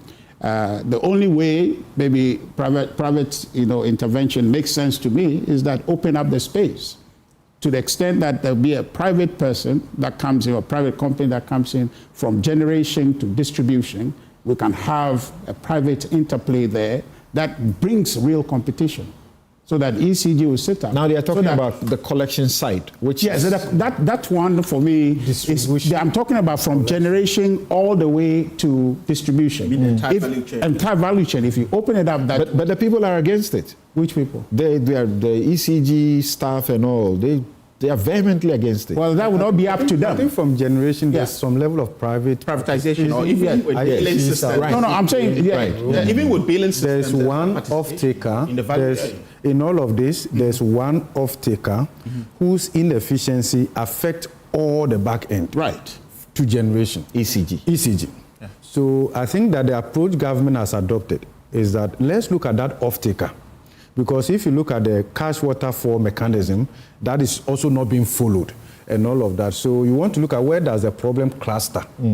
Can we begin to look at it from that point? Right. And if you pick where the problem clusters, then the issue is ECG. How do we resolve that? Right. Because to reduce the distribution losses and all of that, you need a considerable level of investment. Government doesn't have that fiscal space. This is what Samson took to cover. We have two other issues to canvass, even though each one of them may have a certain, level of importance. I haven't landed. Okay, finish quickly, then Khalid will get a minute before we take a break. The point I'm making is that if you are really looking to sanitize the space and make it a bit less stressful as we're going through it, then open up the space. Let even private individuals can come in, purchase power from the IPPs if that's what they are, or somebody can come in and set up from generation all the way through to consumption, so that people can choose in the market where to go to. So then ECG will be forced to be efficient, because if it's not, its prices will not be acceptable, and so therefore people will not choose. That's what is done elsewhere. But this whole thing about having to hand it, and government to hand that thing and have private thing to be able to abuse citizens, that for me I have a problem. Okay. But let's look at a model that will get people to come to the market, create real competition in the market to drive price down and increase efficiency. Thank you. My question to Richard is that Is it a rhetorical question? Well, he could answer it. It's rhetorical. I don't have extra time for an answer. No, but he made a point which is not even accurate about when they came into office, there was a looming energy crisis. There wasn't. They told us. They told us right at the inauguration. The minister corrected himself adverting to say that. No, but what he said was in respect of HFO, but meanwhile, crude oil was there. Power. All right. You're correct about that. Let's hear you. Yeah. My point is, when you came into office, are you saying you didn't sign a single power purchase agreement that involved fuel? So if you knew or had the magic one, why didn't you clean up from there? But we gave you a sheet in a Hume book actually to sink from in solving this problem, which was ESLA. What happened to ESLA? ESLA was benchmarked at 2.2 billion to the pension, right, with the sinking fund complementing it. We also agree. What happened? You collapsed both of it before you left office. So if we had left that in Mahama 1 to solve this problem. They didn't collapse it. We had an extraordinary situation. And there was COVID, it was tight there was for Ukraine, a reason. Which extraordinary and then situation we went bankrupt. No. We'll come Yes. You see, Samson, and again, within this power sector. I may say you are doing politics, so let's hear Prof. Let me hear Prof before. Wait, let me hear Prof. Yes, Prof. Prof, why are you saying no? No, I think that the measures that were put in place from the NDC in terms of ESLA and the rest of if they had followed it, that would have considerably reduced the energy sector and the rest of them. But I think the approach the MPP government adopted, we've said it before, clearly went contrary to the original plan and all of that. And you could see the reason why, even when they said they should restructure ESLA, Bond and the rest of them, stakeholders were not happy and all of that. So I think that this whole thing vested interest in the management of the energy sector and all of that, even with procurement of fuel and all of that. Look, this is the problem. The heart of our problem is our heart. In how we everybody is looking at what they can get from all of this. And finally, what I want to say is that I'm happy with the energy sector, but I think we should change the narrative. I want to see a certain posture of we are fixing, we are on top of it. That's right. Rather than maybe lamentation, right? Because the president has signaled that I can fix this. That's right. And all of that, so that with the stability from the currency and all of that, the statement should be consolidating in terms of how we build confidence in the economy broadly and all of that. So I think that part of it currently is a financial issue, right? In terms of so the president at the very beginning said, "Look, I have the track record. I've fixed this before, and I'll fix it again." John Jinapro says that your lights will be on. That's all we want. We want to have them keep to on. That. Yeah. Prof, please allow me to take a break, and then we'll come to Cedi. And you take your break. No, you haven't had a chance to conclude. You even moved a power plant. You moved the power plant. That was part of the excess capacity to Kumasi at an extraordinary cost. You have to allow this, because if you allow it, for me, the solution, one of the solutions, you are in government, an unpopular opinion. You are in government, in the economic forum, be taking responsibility. During the economic forum, during the economic forum, it's only Toby Afede who supported me in the room. I don't know if I can recruit Prof and Richard. I don't know where his point would be. Well, look, can we clean up ECG a bit? And ECG means, what do you mean by clean up? No, when we say clean it, you know, energy is one of the most viable commodities, right? Which is a very, it's very attractive. Almost like water, we need it. Right. When I say clean it up, by tightening the cash waterfall mechanism, trying to get all these structural problems, depoliticizing it, we missed it. Why people are not acting? Thank you. I don't know. Thank you. We take a break here, Richard. I'm sorry. No, just briefly. You see, it becomes public. They are in government, and he's saying, "Can we clean it?" Who is it asking? Okay, thank you, gentlemen. Frank Anderson makes this statement, and I want you to hear the statement that one of our viewers is making from the UK.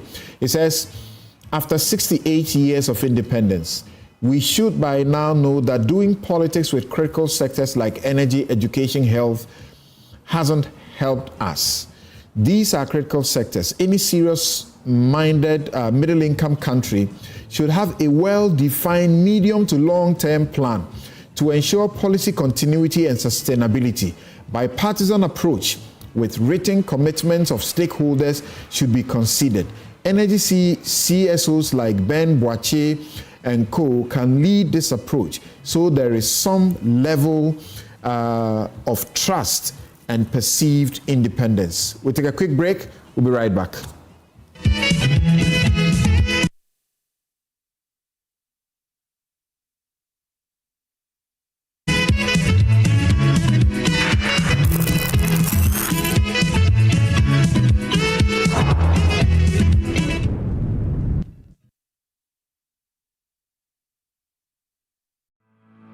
For decades, we have helped businesses connect with their trade partners all over the globe. From Ghana to Burkina Faso, Côte d'Ivoire, Benin, Togo, Senegal, China, Morocco, France, Netherlands, and many other countries. We have made it possible to bring Ghana to the world. We have brought small and medium businesses closer to their customers across the regions in Ghana with our SME support facilities. We have brought relief and smiles to the faces of families with our employee personal loans. With our cutting-edge technology and digital support, we take the burden of complex thinking off you, making life simple. That is who we are, as close as a partner. Bank of Africa. We are indeed the African bank with the global reach.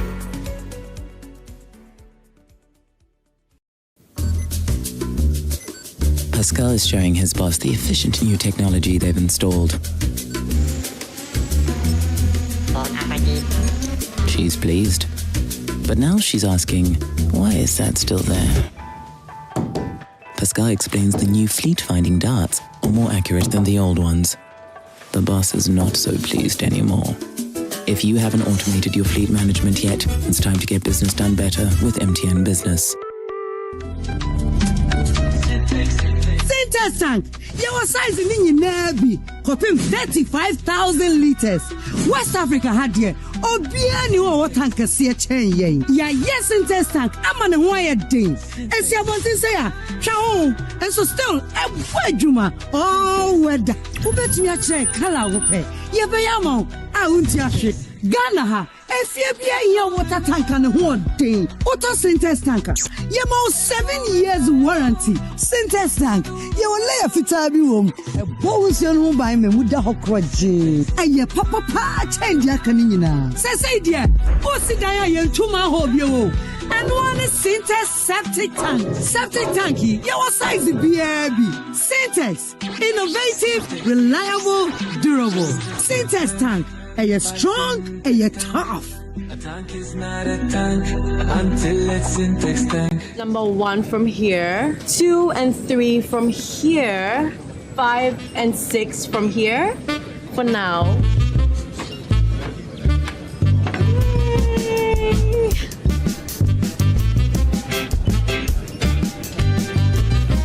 Now I have the number 7, 8, and the number 9.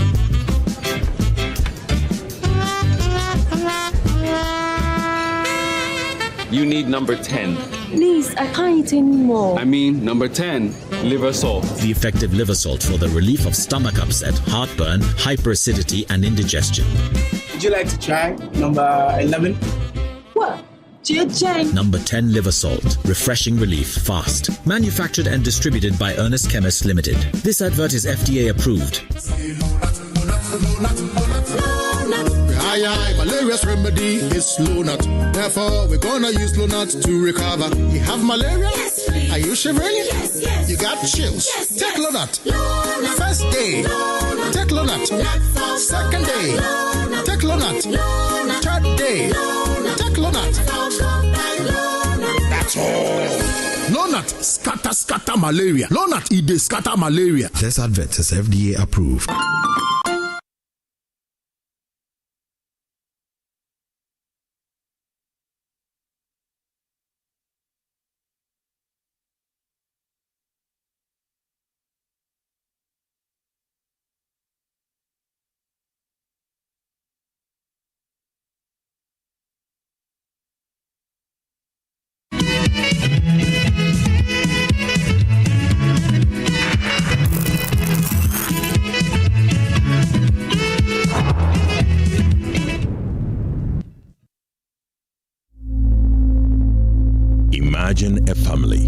without a home.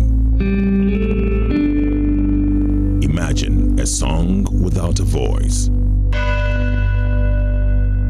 Imagine a church without prayers. Imagine a government without citizens.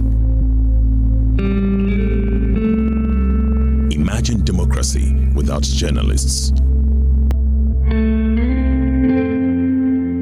Imagine a world without the media. Life is full of issues and stories about people, communities, and governments. Stories that have to be told by well-trained journalists. That's why you can't imagine news without JoyNews.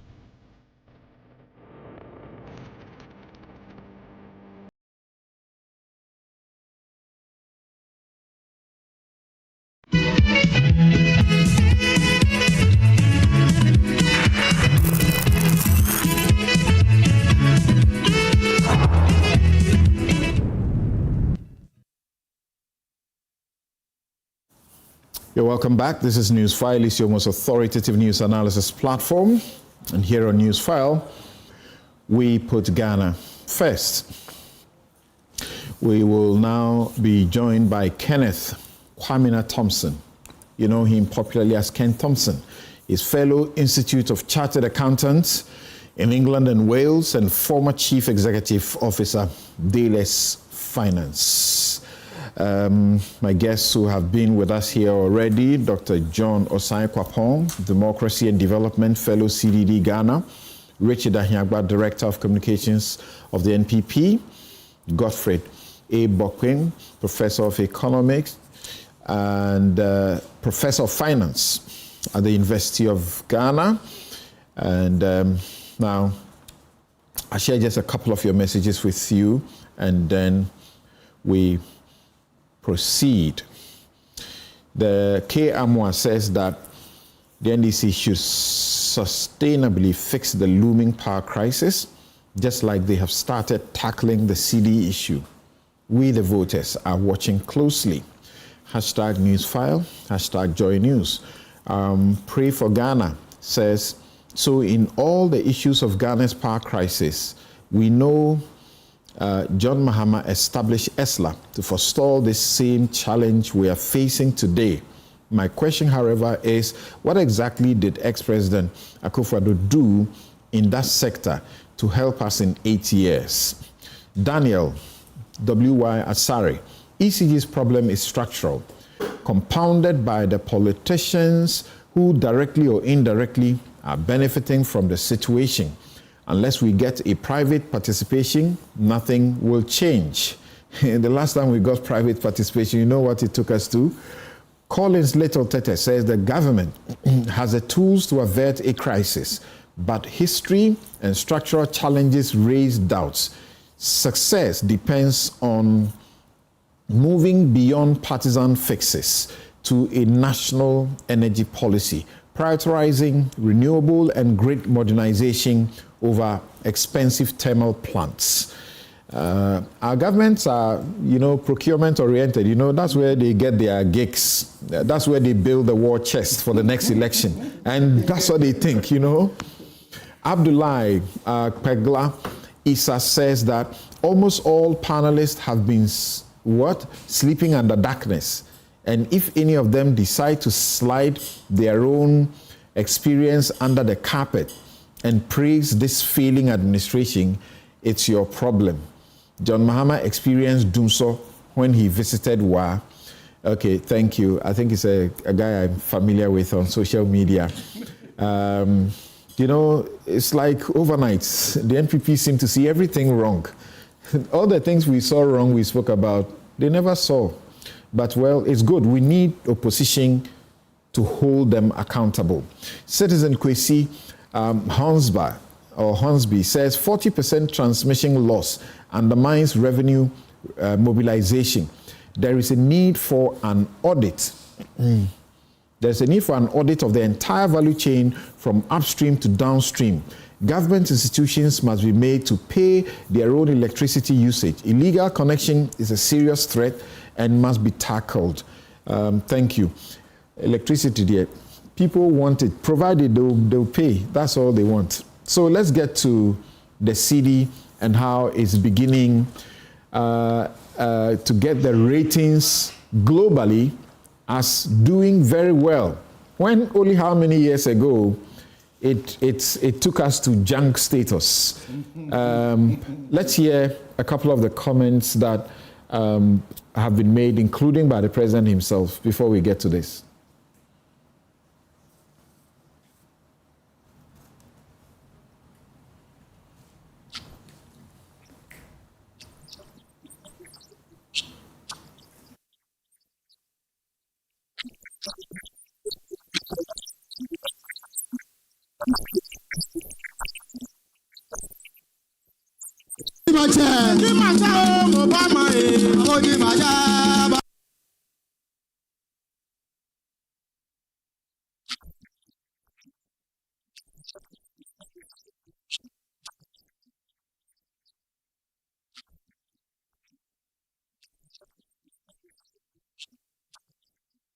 I can say on authority that as a community of banks, we do not have any directive that bars over-the-counter withdrawal of USD or any foreign currency. You cannot just show up in a bank and withdraw foreign currency. There must be a legitimate justification or reason in support of that withdrawal. Perhaps it's something that we are not within the purview, and we do not want to even begin a discussion of such matter.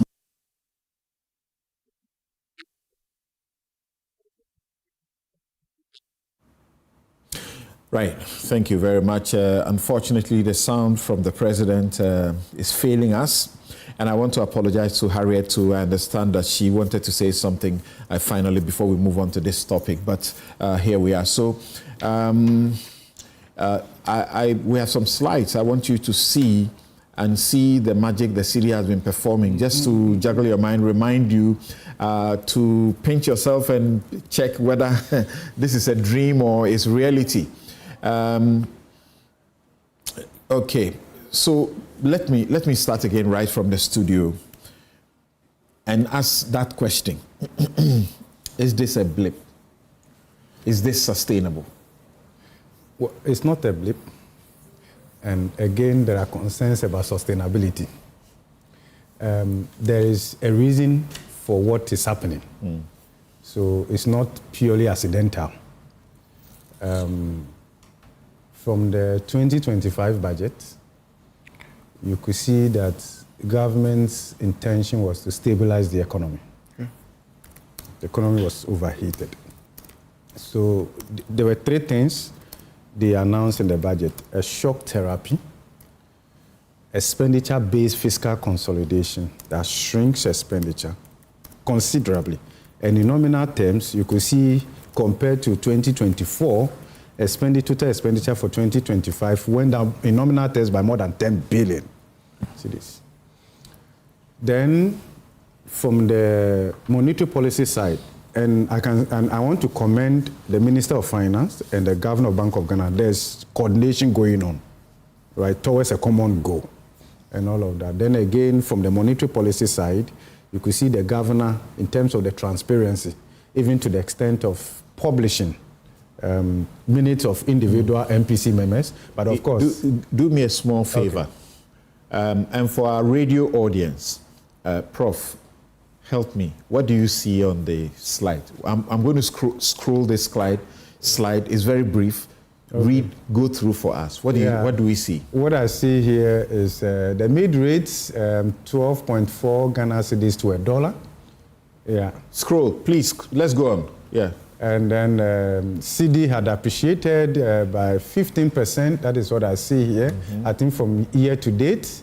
Yes, and then there's also a graph that shows the trend in terms of the performance of the Cedi relative to the USD.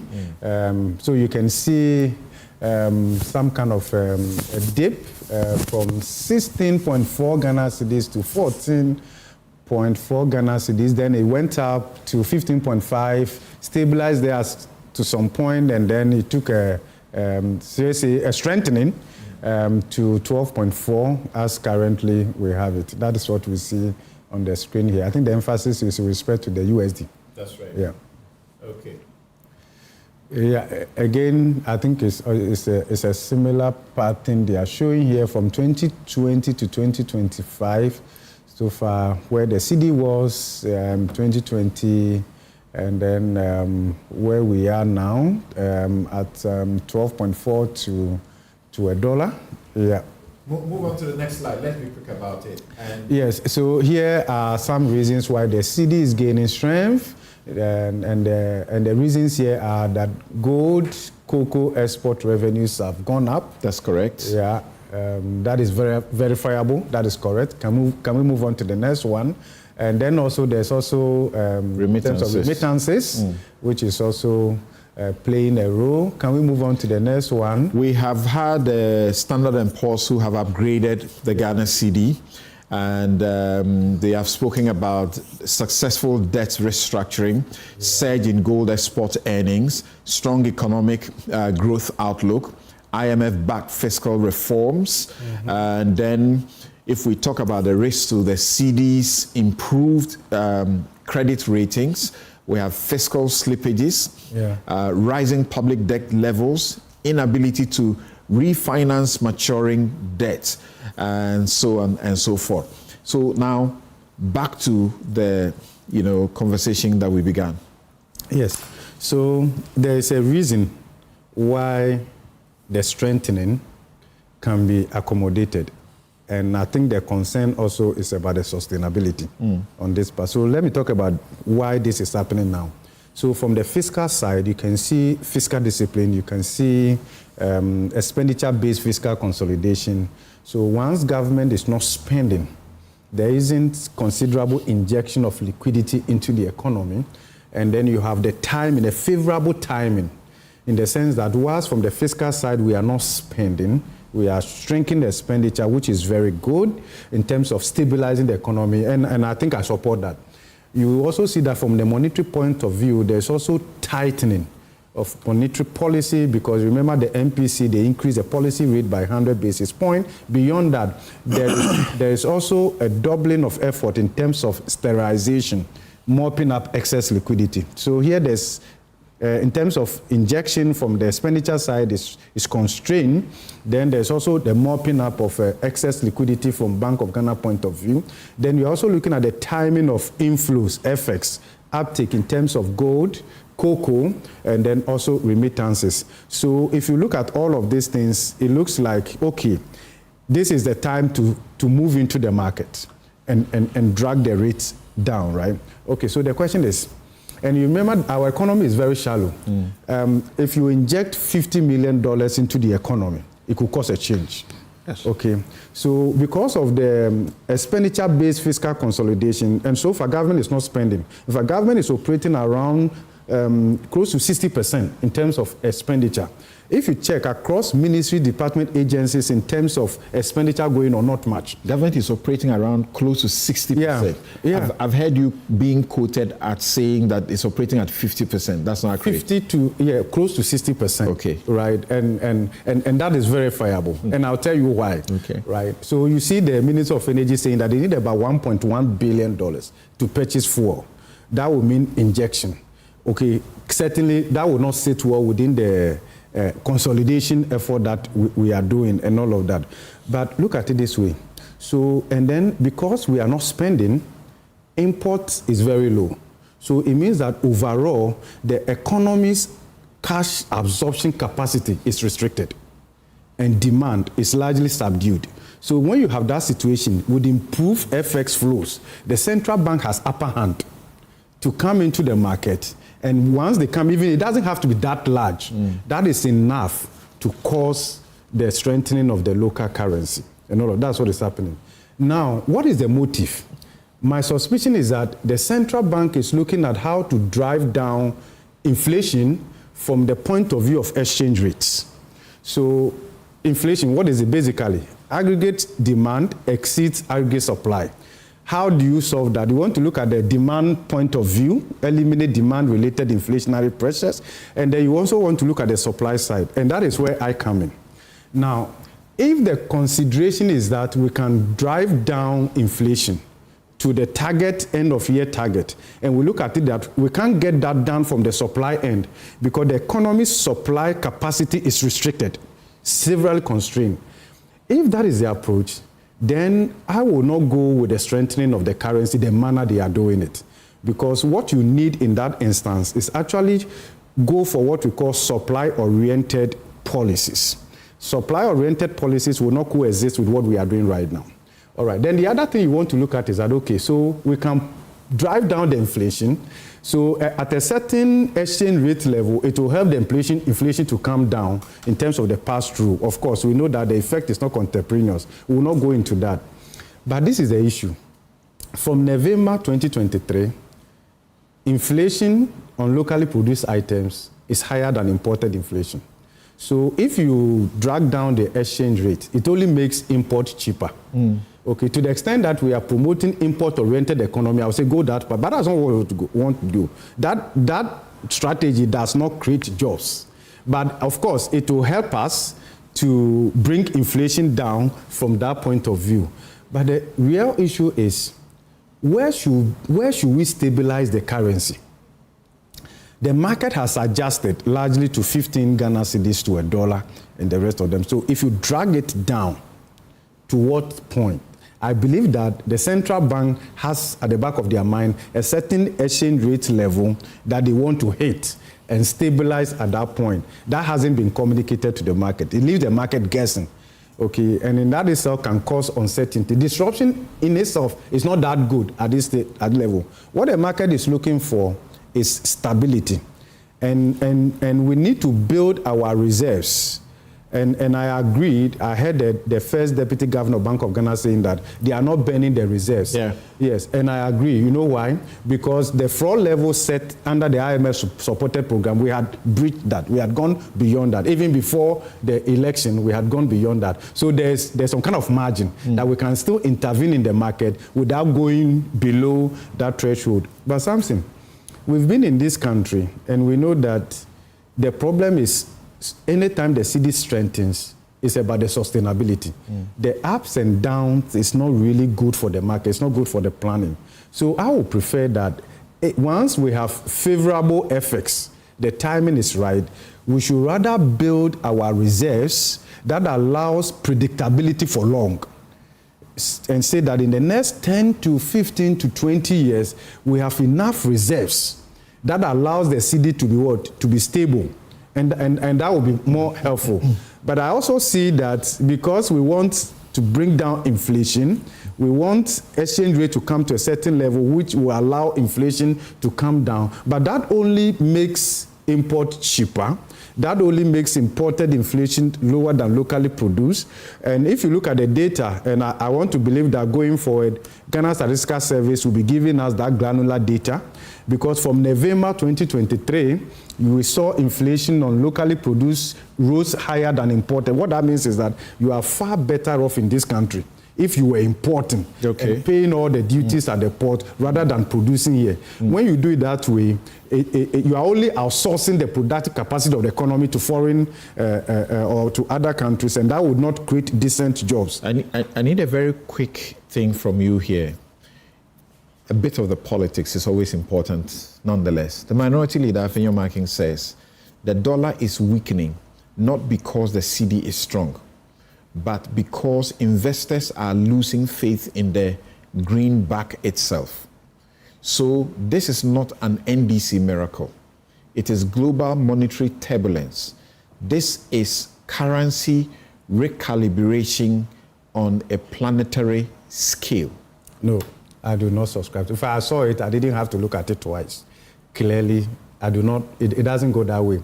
There's clear policy backing to what you see happening here, a coordination from fiscal side and then also from monetary side. But the reason I'm a bit cautious, and I think here caution is the way to go, I commend the Minister of Finance and Governor of Bank of Ghana in terms of their coordination and stabilizing the country. But something, this is the issue. If you see the 2025 budget, it is not a budget the president can run with the next 2-3 years. You cannot continue to subdue expenditure. You have to have your signature on projects and interventions in the market. So far, what they have done, you will see, is that they are launching policies. You launch a Jumera. That's not the same as achievement, because you launch this policy and like that. That is good. At the policy level, that is fine. You now have to back that with real cash flow, disbursement. And that is where you see the economy now responding. So when you put the economy in full swing, right, or every aspect of the economy is working optimally, and you see your currency still strengthening, then you can say that is sustainable. But to the extent that you've constrained expenditure, and the president himself said that they've trimmed expenditure considerably, you can't continue to trim expenditure this way into 2027, 2028. You know why? Because if you look at your debt servicing obligations that picked up from there, and then also, this is you can correct me, the president can only do 4 years. In the next 2 years, there will be considerable pressure on the government to begin to do projects. That involves spending. Right. So, and you are talking about big push. You launch it. You are talking about $10 billion. That is injection. Then you also, so once import picks up and the demands, and you calibrate all the variables into it, now you begin to see that there will be pressure on the currency. All right. And that is why it's important that we are a bit more conscious, because the timing, the inflows are all favorable, so that we build reserves. And then the other thing we need to talk about is that how do we consciously move away from this environmentally destructive growth model? And here, what am I talking about? So we've seen gold for reserves playing a role, gold export and the rest of them.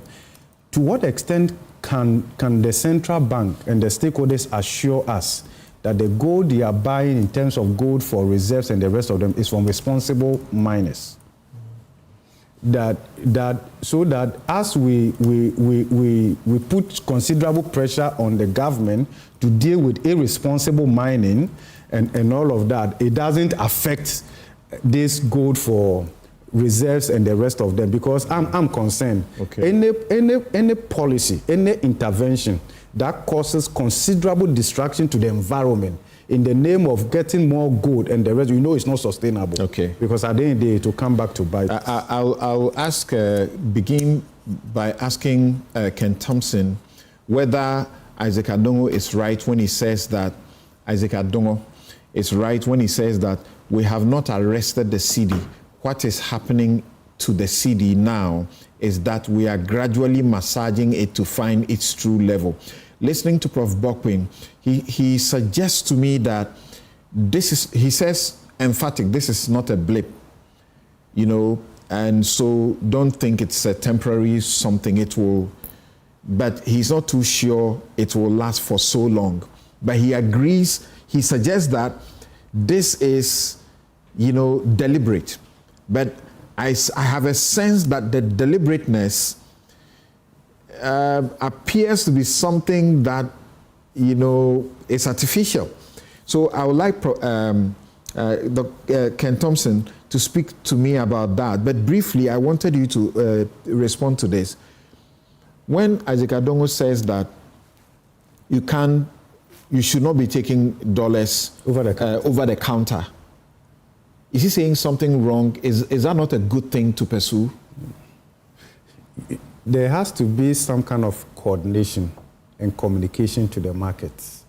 That would unsettle the market. Remember that even if we say you want to operate from Ghana domestically, even for inputs, raw materials, a lot of things import them. So to say that you can't, look, and something we've been it's over the counter. Yes. He cannot say that. He didn't say that you can't keep your dollars in the bank and trade with your dollars.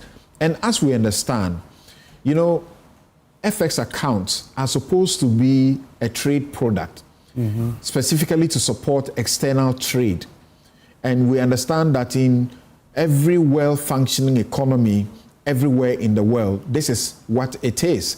In China, you cannot operate a retail forex account. In US, it is banned. In UK, it is banned. Singapore, the Nordics, every sane place, because the whole idea of a central bank is predicted on that. So, and this is Aku Kwapong, who is, summarizing. Yes. And people say, Adongo is saying the right thing. in the face of the laws we also have. Yes, but we seem to suggest that we have been there before. We need to appreciate where we are, and then a certain gradual approach. Yep. Already, look, everybody prefers relative certainty. Already, with what is happening, there's this disruption. Look, this is second quarter. People have done their budgets, and the rest of them. So it's only the central bank right now that knows where they want to push the Cedi to. It's only the central bank. But remember that the exchange rate is not only a variable for central bank.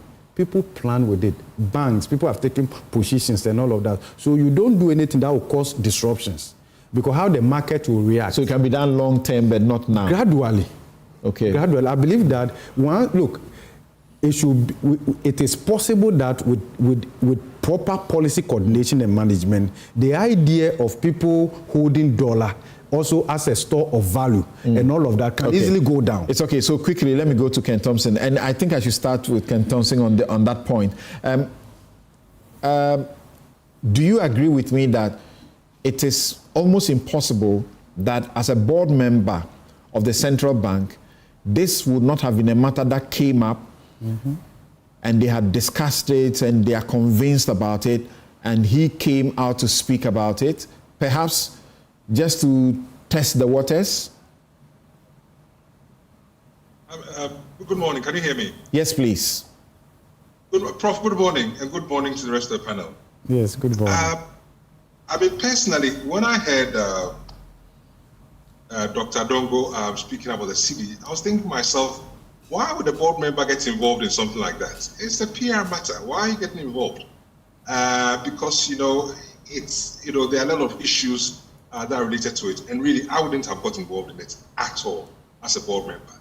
And what he did was almost rare. I haven't come across those kind of situations. That's why I stand on that matter. As regards the Cedi itself, I remember somebody famously said, if the fundamentals are weak, the exchange rate will expose you. Correct. Somebody famously said that, and that statement hasn't changed. And I honestly don't. Really, since will expose you. The fundamentals have not changed. The Cedi, after we all getting used to it being at 16 or whatever it is now at 12. Nobody knows where it will be tomorrow. But you see, it has serious consequences. And that's the bit that I don't know how the policy makers are going to deal with it. Because businesses plan based on, they need Cedi to plan. Costs, revenue, profit, supplies. And we know how difficult is it to even manage your budget when you are planned. So any slight changes in the currency has huge effects. It has huge effects on your profitability and your capacity to operate. And so this Cedi issue and not knowing where it's going to be and the central bank not being able to tell us where it's going to be, it's a huge issue. I don't know whether somebody has thought about the effects on our exports, because our exports have become expensive. I don't know whether somebody has thought about the effects on imports, because if it's cheaper to import, people are going to import. It's going to kill local business. And local businesses are struggling as it is. So for me, those are the key issues. Even when I think of the hospitality sector, suddenly hotel rooms in Ghana become expensive. Who are we benchmarking against? Will people want to come here for their holidays?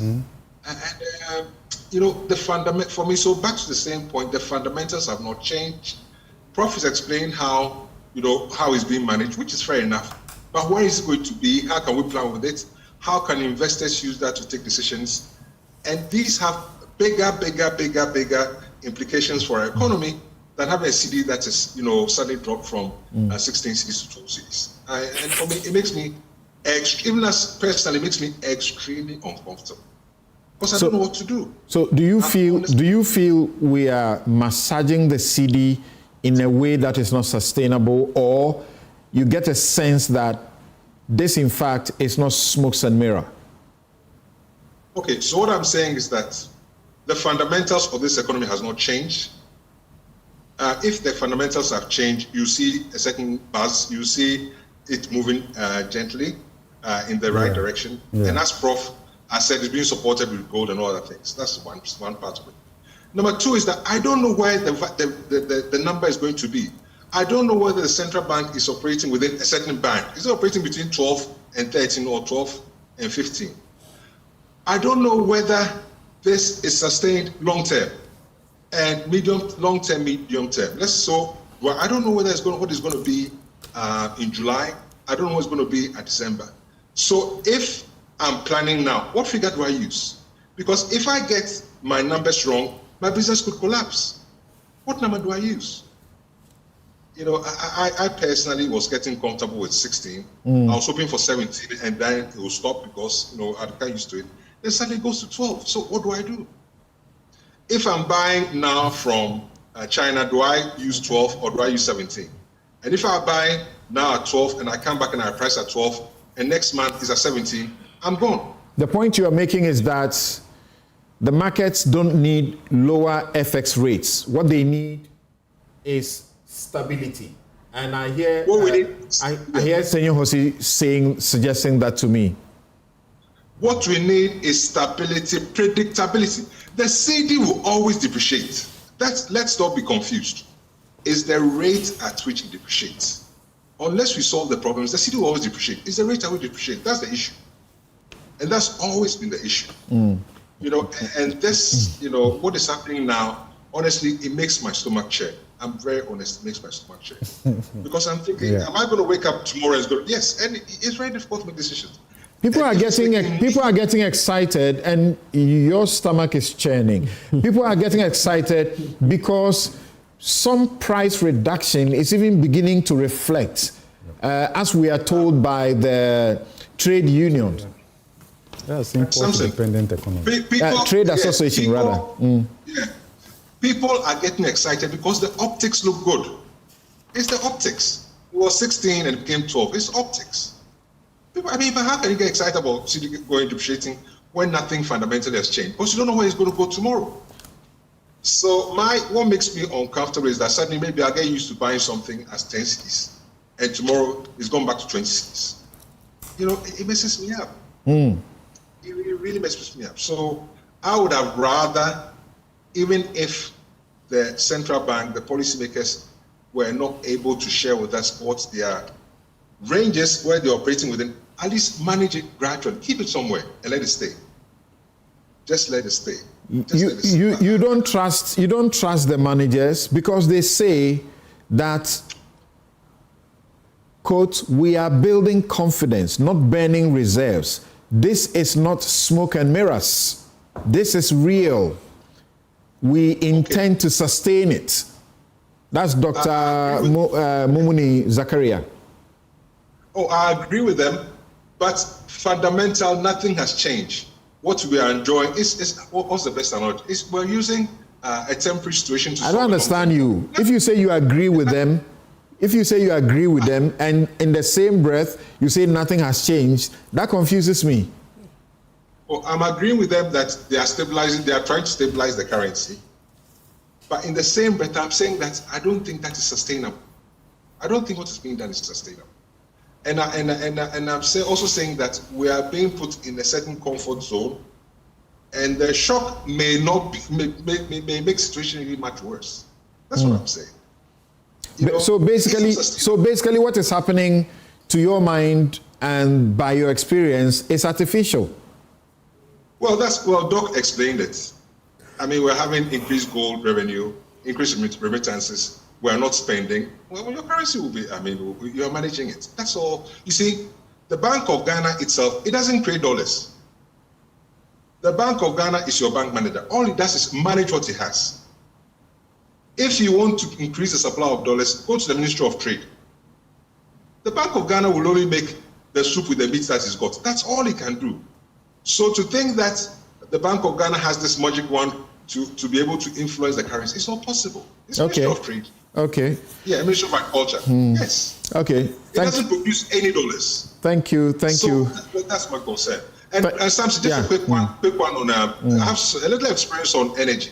You spend your time on coming up with talking to Ghanaians about having the will to do the things that we know we can do, which we all know, and not to build a system that benefits the few. We all know what the issues are. We know what the solutions are, and we go back Every time I go back and forth, we say it's painful. What is painful? I started life buying fresh milk from Kingsway. When I got to university, I was eating yellow corn and copra. You can only have what you can afford. So let's find a way to get the will to do the things that we can do. We know we have to do. All right. And that's only to solve it. Thank you. Thank you very much. Richard. Yeah. You have already held a press conference over this matter. Yeah. Why should we not be excited? And when Prof asked me the question, he said, you can correct me if I'm wrong. You can correct me. The president is doing one term. Do you know why he was cautious?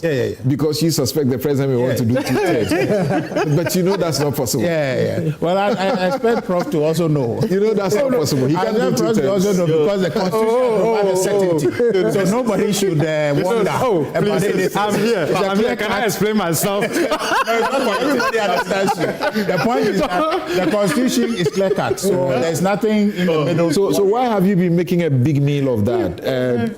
But the Constitution on its own is clear, and everybody should have that comfort. But the president's conduct is giving doubt. Which kind of conduct? Which conduct is paramount in the removal of Chief Justice, right? And the packing of the court. I've been trying to understand how you guys get these things from. But you have to be careful. Politics is very dynamic. This whole thing, I've told you, and I believe that's the case, that they cooked this whole removal thing in the back. Is that what you did for sure? Oh, yes. I don't know what you're talking. I'm saying that the Chief Justice, they've cooked it and it's happening. It's just unfolding. The law is just giving credence to it. And that's the only way that. Okay, let's get to the Cedi. Because we should have discussed that. You see, the Cedi matter and the performance. Yes, of course, it was 14. I think we left office about 14.5, so somewhere about that, and it's come down to 12. Something has happened. It's gone down, but the context in which it's happening is clear. Prof was talking about the fiscal response, the monetary response, and type of thing like that. But that is happening in the context of the IMF program, the PCPEG backed IMF program. So it's happening. There's nothing government can do outside of that perimeter, right? So everything they are doing is already predetermined. They're just conforming to a structure that's built. And that you see the economy was on a certain path, okay, on a trajectory to recover before they took over. So that's clear in our minds that what is happening is there.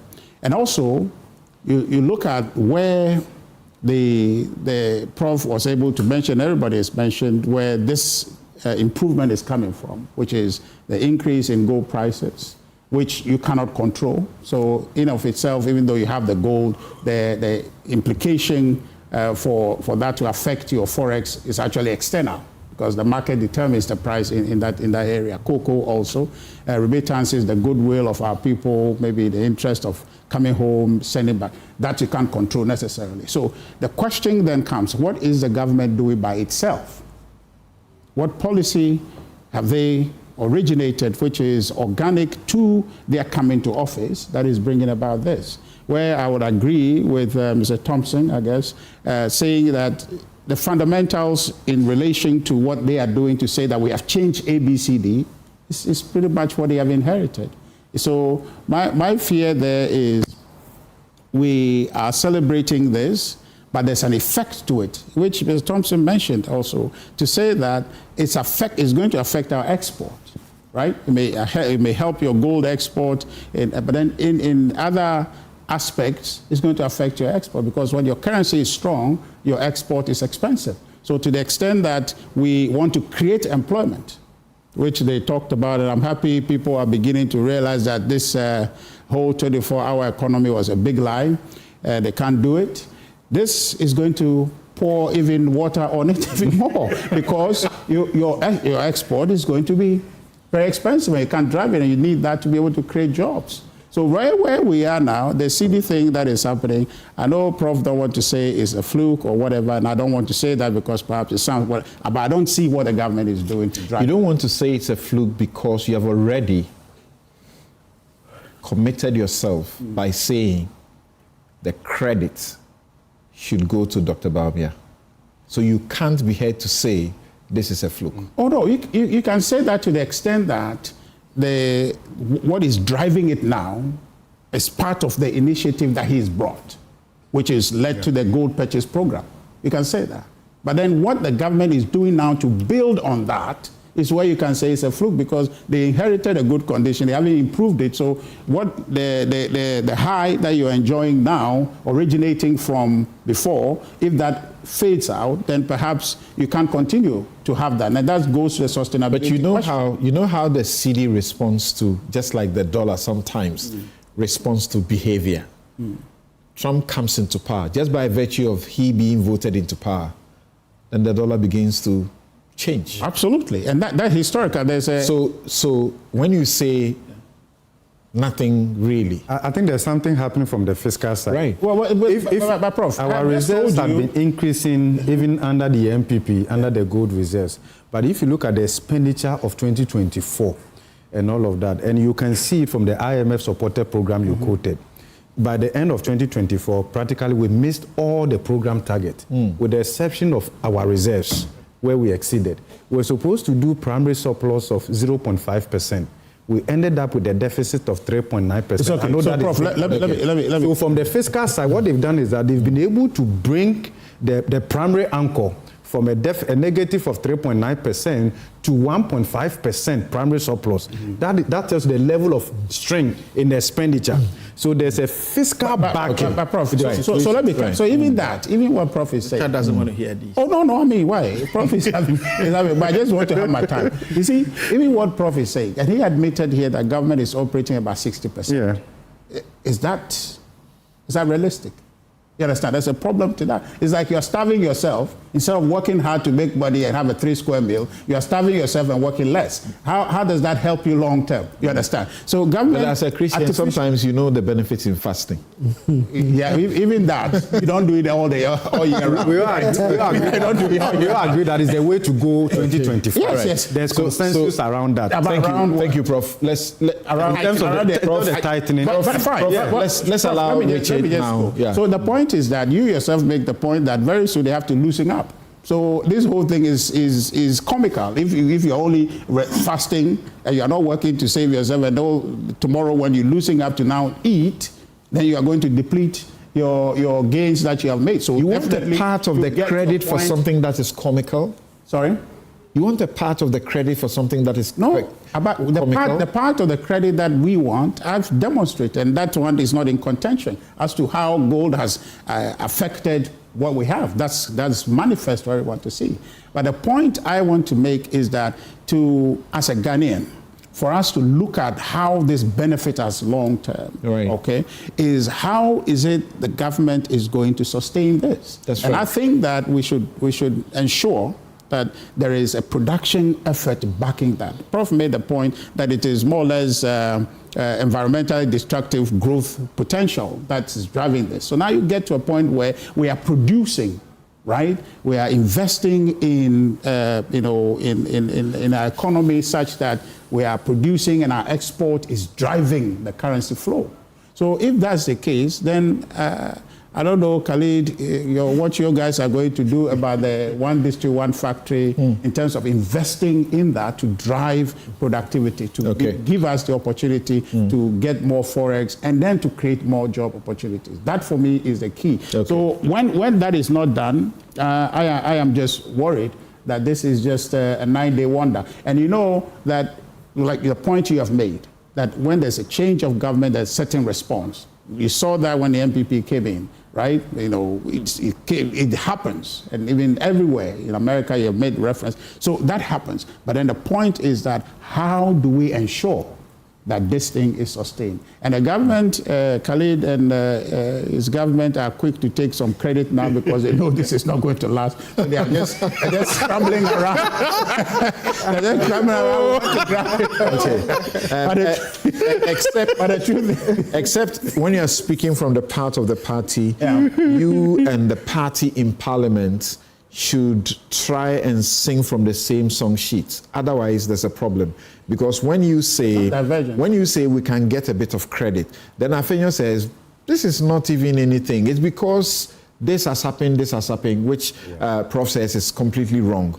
Now, Khalid, no, but let me disagree briefly. Business people and people in the, you call it the economic front, like Senor Hosi, agree with what Ken Thompson is talking about. He says prices are sticky downwards. Until stability is attained, very little will trickle downwards. Yeah. Imports may temporarily surge as import tax revenue may fall, and local production and exports may struggle with productivity. Now hear this. He says the sharp appreciation is concerning for economic stability.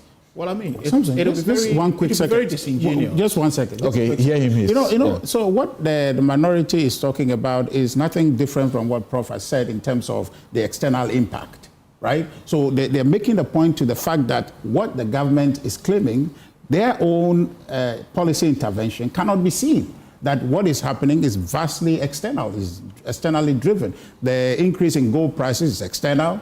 Right, cocoa price is external, the remittances are external. So what they have done is what they are referring to, that all of these things, it's not government-led intervention. Escalate. Yeah, some say it's disingenuous to say that it's a sharp performance. Because if you look at the graph, as you show here, it's not sharp. It took a gradual approach and peaked at where we are now. I think Prof mentioned a very fundamental point, which is supply-oriented policies. So if we had left the ship to sail with Baumia, we would have seen this still. Is that the argument? How would you said it was gradual. Gradual from where we started from in terms of heralding what we had to do with the indication of a budget, which was our blueprint to internal control. But you saw the figures. We are not lying to them. The inflation figures, we had a very overheated economy. Where domestic debt exchange program, we went on a borrowing spree on the bond market, came back celebrating with Kenke parties and other issues. We are not even singing a jingle of September to celebrate this. But what I am invariably saying... That's not true. That's not Richard, can I... Go ahead, but that's not true. Right. So when we talk about the supply-oriented policies, I agree with Prof, but that's very long-term. That's very long-term. Right, under what we're doing now, and I'll take it pick by pick. You talk about cocoa, you talk about gold, among other issues, and an IMF program. I keep saying this, and I overlabor this point, that the IMF program we inherited is a very unique IMF program. Why do I say this? You went to an IMF with your tails in between your legs, with downgrading ratings agencies, downgrading us to almost junk status, right, in the run-up to an election, in the last quarter of an election. With all of this happening, what did we see in the international front as far as the market is concerned? You missed tranches of it. And mind you, we have a very temperamental economy and market that any practitioner must admit, and even politician. So the least mistake you make, it can go negative or go very south. So what happened is that under usual circumstances, there are two things to benefit cardinal when you are under an IMF program. One is that when the Forex hits, the national kitty is sent to give some respite to the Cedi, and you have investors that were holding back Forex will now come back onto the market to see how they could invest. We're missing tranches under the program. What happened is that investors no longer trust the market because we missed it. That trend was lost at the time. We missed what? Oh, were you IMF tranches? I mean, I'm talking about the payments. We never missed anything. No. We have not missed one. Not at all. We never missed anything. We've had two.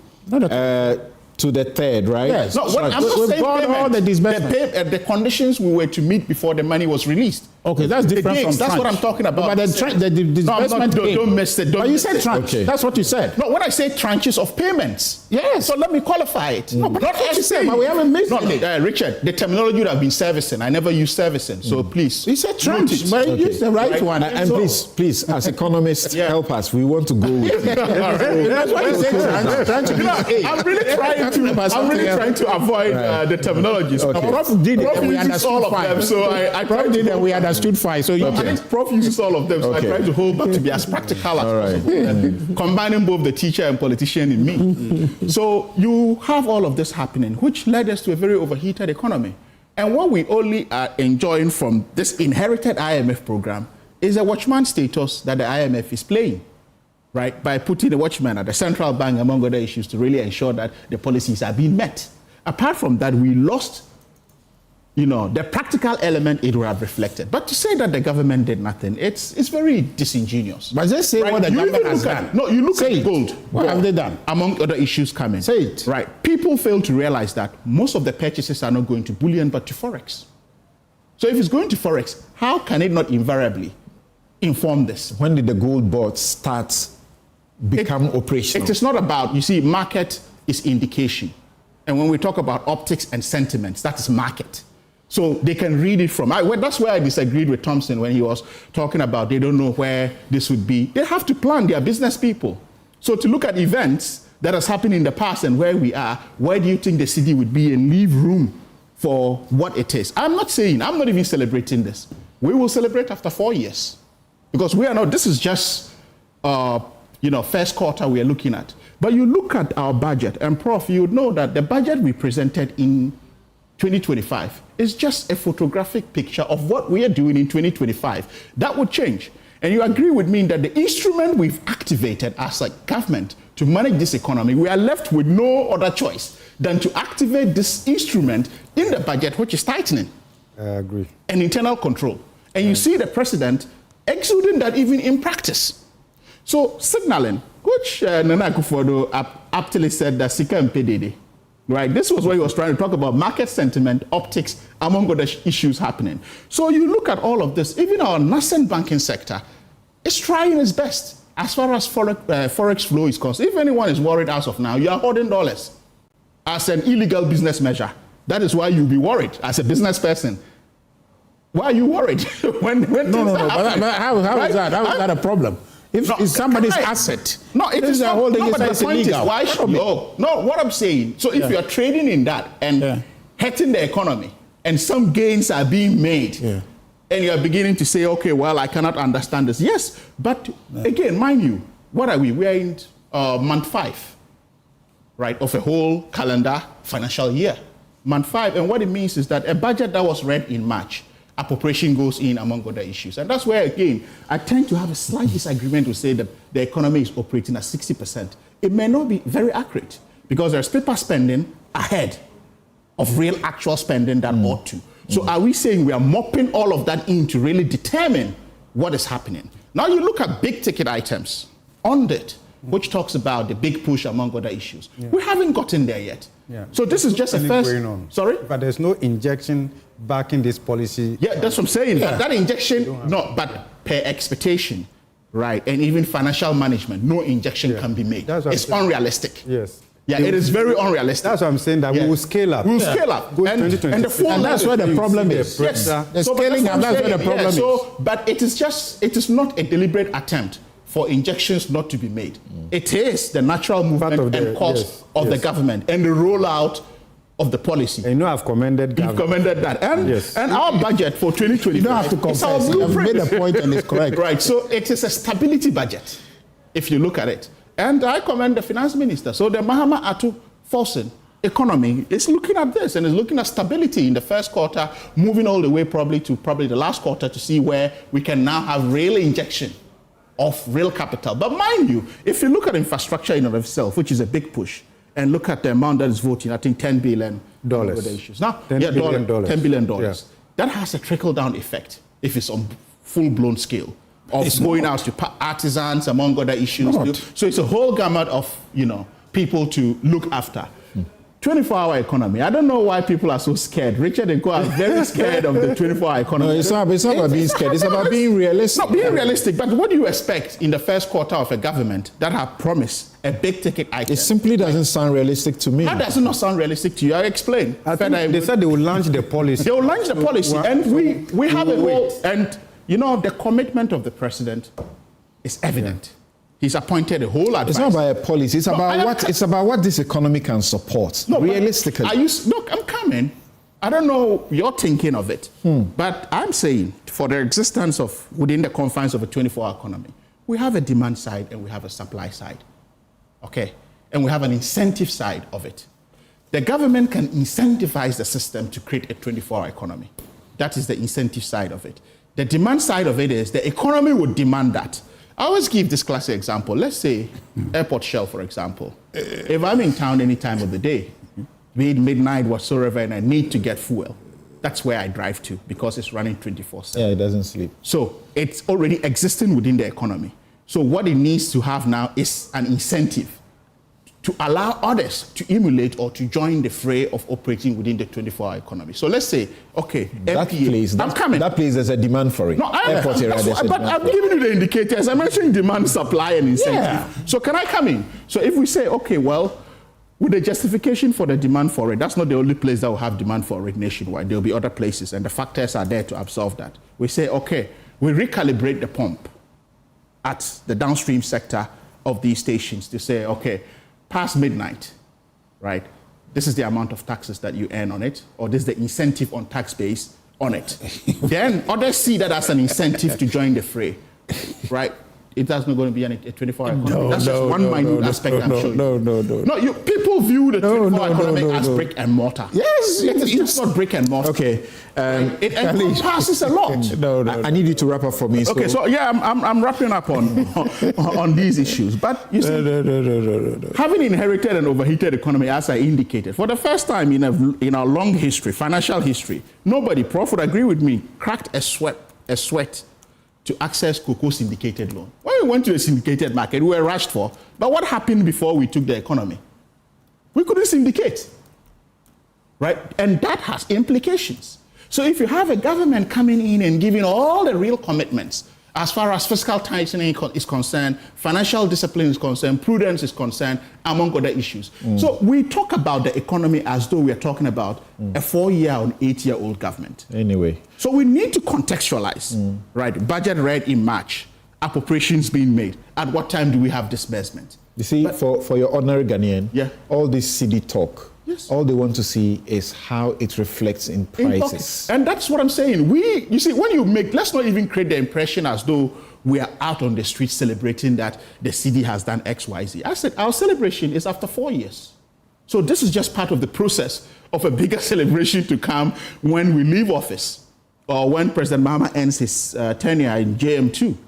Right. So that is what we should be looking at from. But in any case, for me, I cringe when we tend to have currency conversations such as this. Should we even be having these conversations? You are the one celebrating it. But you held the press conference. You are the one celebrating it. How many did you hold a Kenke party at the Well, maybe you have done it. You didn't bring the cameras. It wasn't just Kenke, there was Wate. Right. There was also Wate on the team. Dr. Redfish? Sorry, let me come to Dr. No, I wanted to ask a question. No, I'm sorry. Richard, we need to go to the next topic. Right. But I have a question. And I know you want to get to the next topic. So please, let's go. It's okay. I want this topic from where you sit and interact with the last time you spoke about your watch area. No, but you see, something. If we didn't connect to the domestic debt program, we would not even be here. What does this mean? And of course, you're flying. Yeah.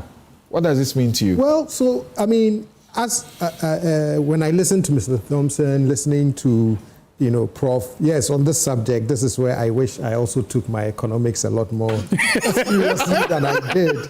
But I get the sense that at the end of the day, you also want to ensure that because the market and the market players need certainty, and you don't want to unsettle the players too much, and it looks like, in this appreciation, depreciation of currency, there would always be quote-unquote winners and losers in the market. The place you want to get to is that level point of stability where it allows businesses and other players in the market to be able to plan. And that's where I understand Prof saying we would like to see at some point what the BOG is thinking and where it needs to get to.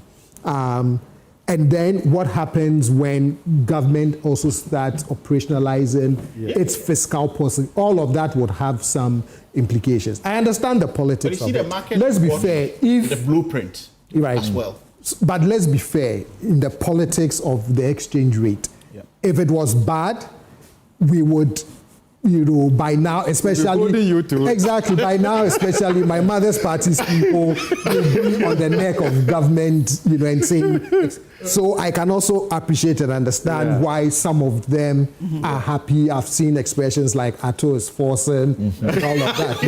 So it's economics. Exactly. So I can understand the politics of it. But when all is said and done, it looks like. And some people were taking Prof on for some of his commentary because we were not too comfortable. They said, what is Prof trying to do?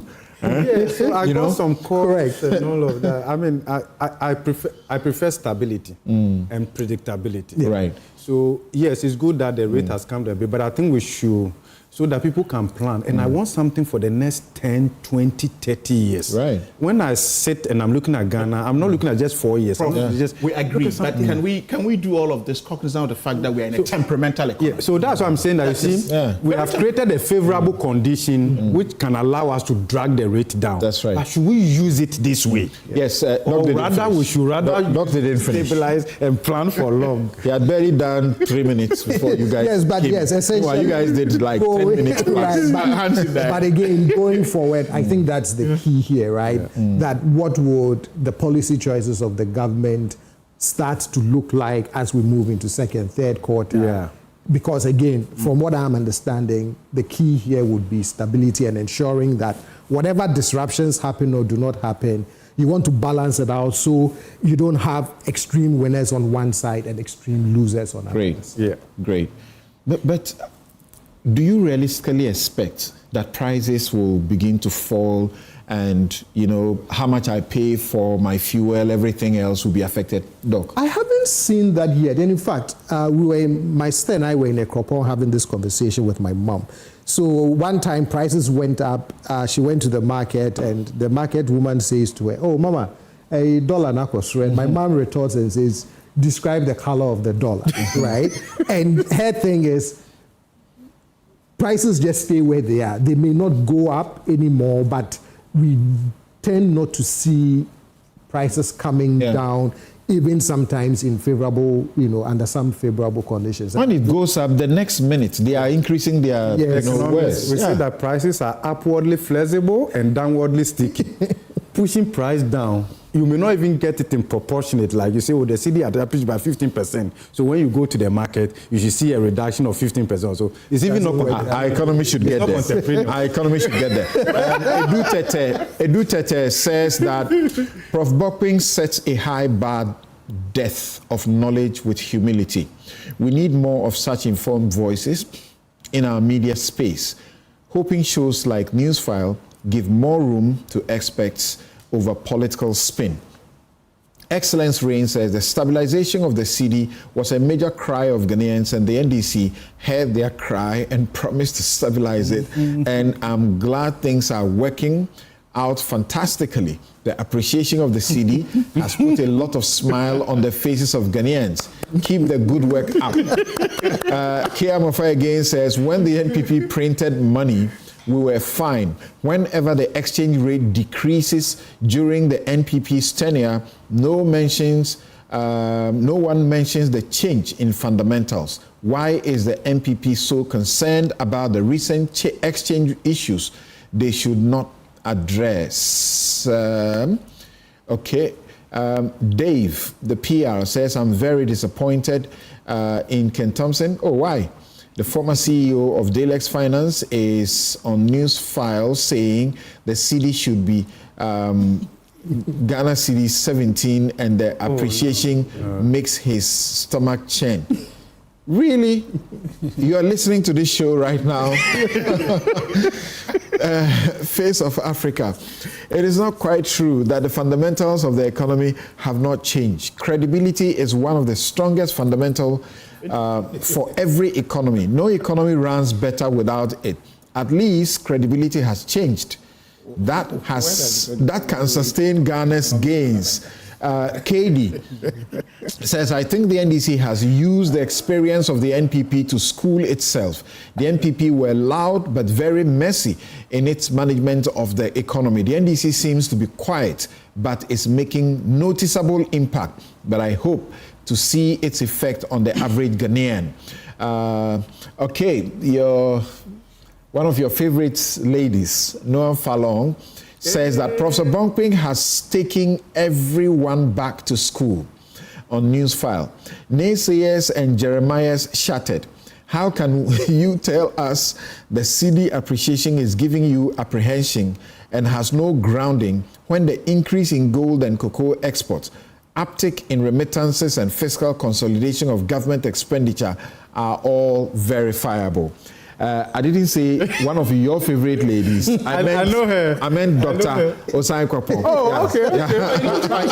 I also know her very well. So if you get the next take, Khalid will insist on another take. No, that's an honest question. And it's almost 11:40. You don't want to discuss Samij MV? No, I mean, you're asking me a question. Petitions. I want to ask We take a break. We'll be right back. Send me a WhatsApp.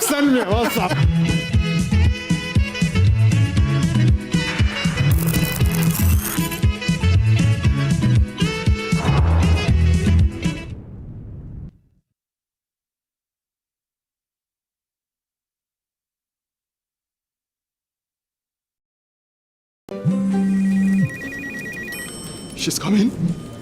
She's coming.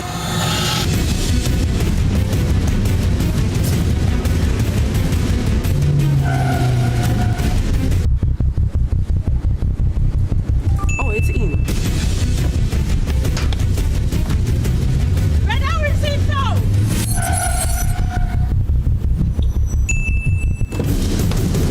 Boss, let's go back. Here, take this. She's coming. I know. Go to the pharmacy now. She's coming. Oh.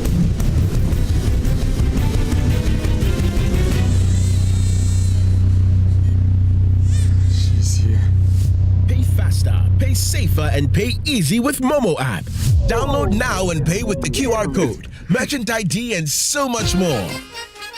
Let's talk hemorrhoids. Hemorrhoids are normal structures located in the anus of all mammals. But it is only man who suffers hemorrhoidal disease because of the erect posture we have assumed and the squatting that we do to empty our bowel. Hemorrhoids consist of a special type of blood vessels which fill with blood when we are moving our bowel and help to cushion the anus against the force of transmitting the stool. Afterwards, they empty their blood, collapse, help seal the anus to maintain continence. Over time, these vessels lose the elasticity of their walls, become dilated, permanently filled with blood, leading to congestion of the hemorrhoids. The symptoms of hemorrhoids are bleeding and prolapse of the hemorrhoids when passing stool, itching and feeling of warmth in the anus and anal discharge. Laser, ligature, and longo are the modern, minimally invasive, most effective, and painless methods of treating hemorrhoids today.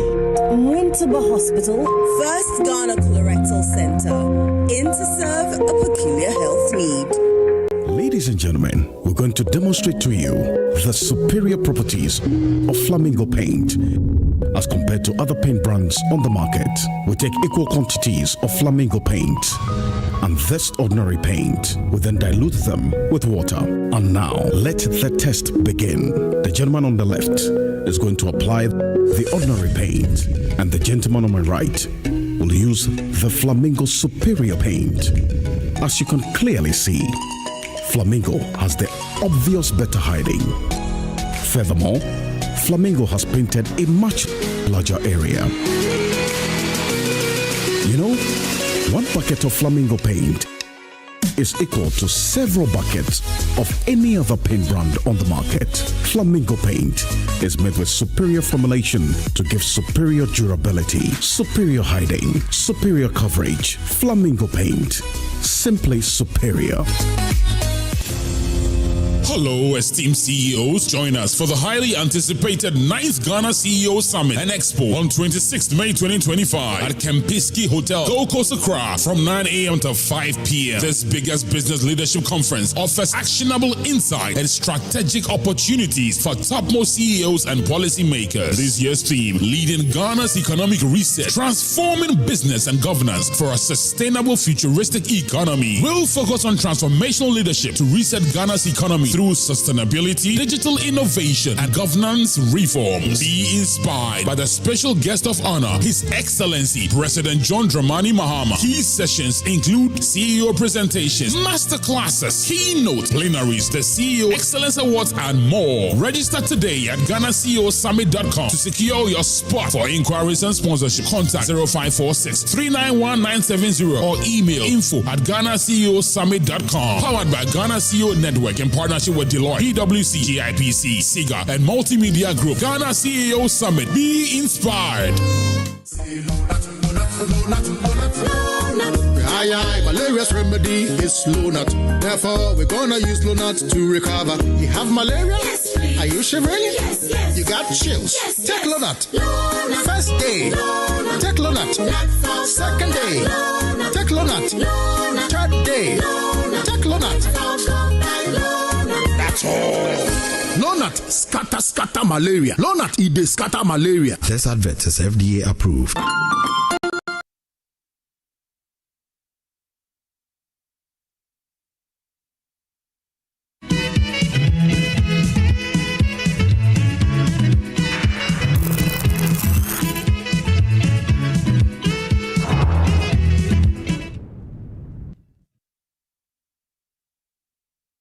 You're welcome back. This is Newsfile. It's your most authoritative news analysis platform. When we say your most authoritative, we mean exactly that. Our guests that you have been enjoying so far, Ken Thompson, Fellow Institute of Chartered Accountants. He is a former Chief Executive of Dalex Finance. Dr. John Osai-Kwapong is with the Democracy and Development. He's a Democracy and Development Fellow at the CDD Ghana. He's a teacher. Richard Anyagba is Director of Communications with the New Patriotic Party. Professor Godfred A. Bokwing is economist and Professor of Finance, University of Ghana. Of course, we also have Professor Sharif Mahmood Khalid, who is economic advisor to the Vice President. Until recently, he's also been teaching. So we have a number of teachers here, at least 3 teachers. Yeah. I can go. Right. You teach propaganda at the School of Communications.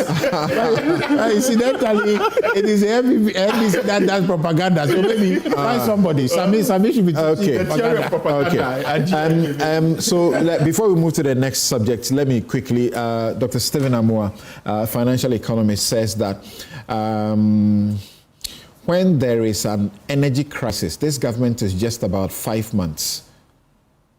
When it's about the currency, then it's the government. That's true. What were the independent variables in the last quarter, 2024? Which government escalates spending in the first year as a new government? Okay. Thanks. I've seen many other messages, but we have read enough of them. Okay, more of these panelists. Next time you want to say, you don't want the interferences that often, characterize the show when politicians dominate it. We should be careful as a country. A steep decline means we can have a sharp rise as well, which is dangerous for our economy. We should push for stability rather than what we are pushing to see now. Thank you. Now, so Sami Jemfi, the communications officer for the NDC, and he's been a thorn in the flesh of the NPP. I guess that's why I was about to say for the NPP. And who is the acting, CEO of the Gold Board? Went to, is it a funeral or something like that? And then Agrada, you know her, a woman who is a pastor, asked him for money. He went into his car and got him her dollars. That's what has brought a lot of trouble for him. The presidency, he issued an apology. The presidency invited him, the chief of staff, and then they say he went through some process and he was cautioned not to repeat that conduct. The NPP says, hell no, that shouldn't end it. They have filed 3 separate petitions. Someone had earlier filed a petition as Shraj, but that petition had a subject which was not actually the same as the gift giving. It had a content which I suspect could have gotten the one who filed it into trouble with defamation. It's actually possible that could happen in future. If the claims that person made about the monies in Sammy Jemfi's bank accounts alleged are not true, then there'll be trouble for that person. But the NPP, he withdrew his petition, and the NPP has 3 petitions, one to the OSP. The OSP, they don't seem to like that much. The OSP, they wanted to collapse. Then they sent one to the CID, and then one to Shraj. So let's find out why they think the apology and the caution is not enough. President Mahama has been joking with the issue. Let's hear the thing he said.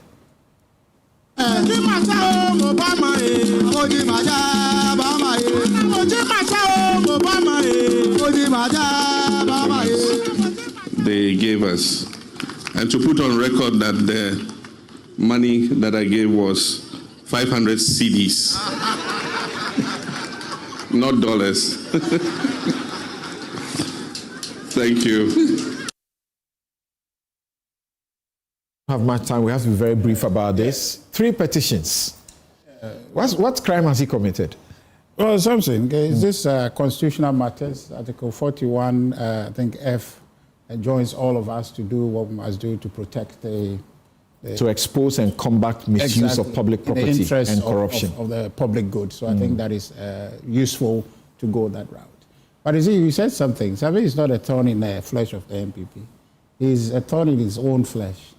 Much of all these clamoring for him one way or the other to be punished, removed, and all of that is as a result of his own exaggerations when he was in opposition. The kinds of things he said are the things convicting him now. He's driving all this energy behind all of these things.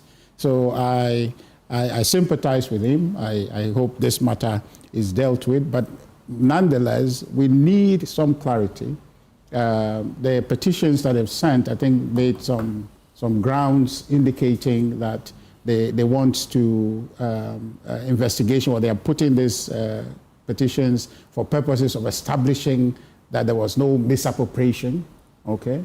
And then there's no possible failure of leadership in terms of sanctioning him when the president just cleared him without even investigation.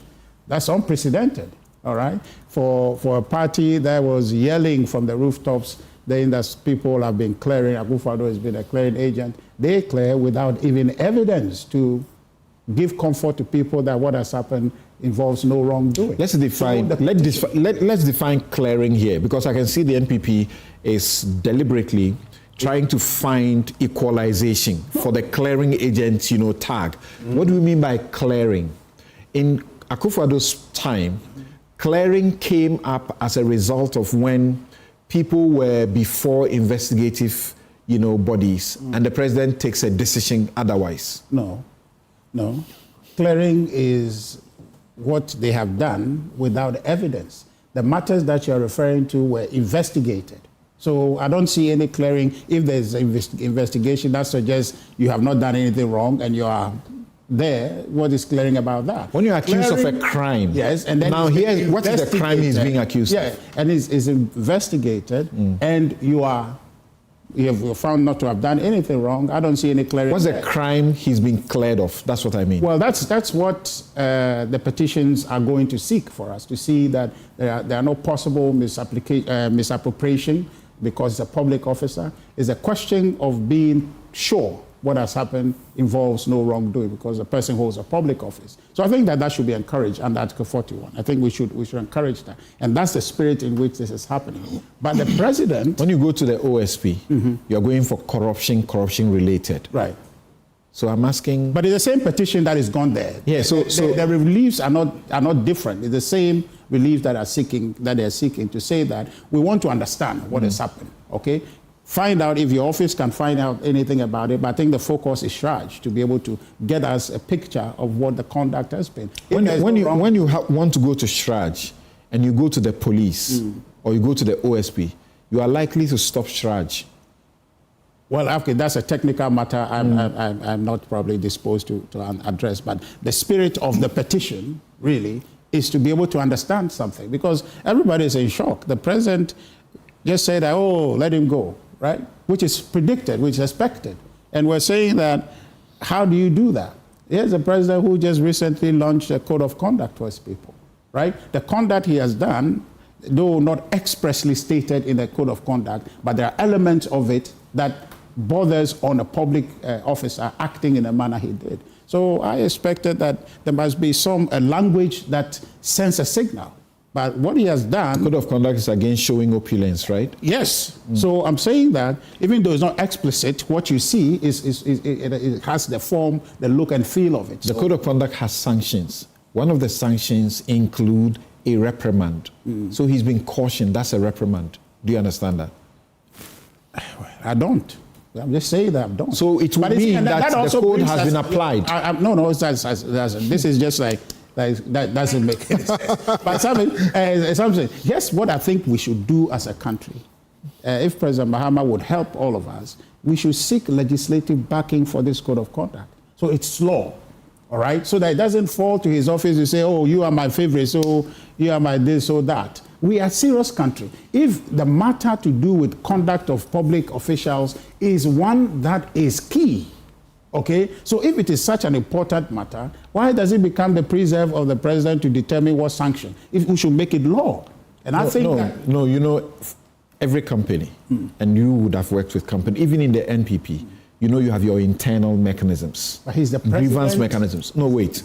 So those do not preclude the other national laws, criminal sanctions being applied if you want to undertake internal discipline, right? So what is it president is doing with our public money is tricking us, that just like have a code of conduct in name that doesn't amount to anything? You understand? So it means that it's just an exercise in futility. Because if it's just going to be his private thing to, you know, I mean, it doesn't. So what's the goal? What's the goal for these petitions? The goal is to find out. Because now you don't know where he got the money from. I don't know. And it's unfair to him for people to assume that he has just gone to take public funds. All right? Let's do an investigation to establish that. I think it's proper for purposes of advancing good governance. I think it's proper. So I think the petitions are in. So which law says that if you spend how much he spent or whatever we are told, if you spend that money and you're a public officer, you have to be investigated to know where you got that money from? Well, Samson, you are the lawyer, you can tell me that. But two of the grounds that have been called into question for investigation is to ascertain that there's no possible misappropriation or abuse of public resources. That's legitimate. So if you want to dwell on any law, that's one thing. But or that he's trading in foreign currency, which our laws prohibit. That one, even though he's giving it as a gift, the law says trading includes gifts. Yeah. So that's one. But I'm interested in the aspect that borders on the governance, which is to say a lot of people will be in trouble in that area. Yeah. They're the politicians. You know it. So to be fair to Same and to governance, I'm saying that it is proper that these petitions are going, so that we have some clarity that at the end of the day he's done nothing wrong or he's done something wrong, for which reason then we'll come back and press the president to apply the appropriate sanction. This thing he's doing by polishing this thing on dust, we don't like it. This idea of good conduct in public office must be real, must not be facetious, it must not be to just cosmetic, make us feel good. Thank you. Must be serious. So, Prof, you finance and economic matters. People don't know your association with the Advocates for Christ. And I've watched you under that umbrella once, and I was shocked on your attitude to corruption and so on and so forth. What do you say about this one? I was somewhere. Apology and caution is not sufficient. I was somewhere on missions when people were talking about this. So when I got back, I said, wow, this wasn't probably what the president would expect at this early stage and all of that. And so I believe that is quite unsettling right? And I believe that the president is serious about fighting corruption and all of that. And the signal and the leadership, I think people respect that. I can also understand that. Well, in fact, with Sami Jemfi's appointment, when I saw, I said no. I felt that this guy wasn't cut out for this sector because this sector is prone to corruption. This is highly sensitive area. This gold board is like navigating the path. I felt that we needed someone with maturity, with character, to be able to implement that vision in that area. But I'm also open to giving people the benefit of the doubt and all of that. But I think that given the posture of Sami Jemfi in the last couple of years and some of the comments, I think it looks more like he has asked for too much in this circumstance and all of that. The Shraj OSP CID, I felt like probably sledgehammer. Yes, to some extent. I mean, on one hand, I was wondering, trying to understand why the president appointed many of them as acting. I want to believe the president probably has something at the back of his mind that, look, you're on probation, sort of. I'm watching your performance, your behavior, and all of that, and I could come in at any point. But I believe that this board rationalization. I'm sorry, we have run out of time. Ken Thompson, what can you say about this in some 30 seconds? Teacup. I live in a country where culturally we see our public officials handing out cows, sheep, cars. I mean, if we're going to start probing into all these things, really, I don't know where the end will be. I mean, if somebody gives 500 cedis or $1,000, it's not a big deal. Of course, it doesn't look good, you're a public official, but we see public officials putting out gifts all the time. Why haven't you just spoken about it? Every time we see them putting out gifts. And that's the issue. The issue is not Sami Jemfi. The issue is how do we address the issues of public sector officials doling out presents that are more expensive than their annual salary. That is the issue. So it's a bigger issue. Okay. For me, I think it's storm the teacup. Doc, 30 seconds. You. I would go back to the measures under the Code of Conduct, flesh it a little bit more out so you know that, okay, strike one, this is your punishment. The particular offense would attract this particular type of punishment, because otherwise you would end up in situations like this where, you know, a Richard would say, I don't think the punishment is appropriate. So I think going forward, they need to flesh out that section of it. Okay, we're done. I think when in public office, the bar is always very high. Yeah. I remember during the commissioning of the Plea interchange, when an aide of President Akufo-Addo cashed out cash of about, I think, 20K to him. I found it a bit tacky because there was a president receiving cash in public. So what it invariably says is that this is very high. Is it because it's Sami Jemfi that we're having all this thing about it? But what I call it for him is a baptism of fire, not just to him, but for all of us young appointees. Yeah. Okay. Does it attract the kind of... This week on The Sages. So, Prof, let's talk about this house. Tell me about what went into this design. Well, I got the plot when I was playing golf. I had retired. I had myself how I wanted to live. I didn't give much consideration to children as I would have if this had been put up about 20 years earlier. I hear you also designed City House. The history behind it is that the ADB board had given it to a European firm which had designed it, and it went for approval. And Professor Say was on the board, and he queried why Ghanaians were not being given the opportunity.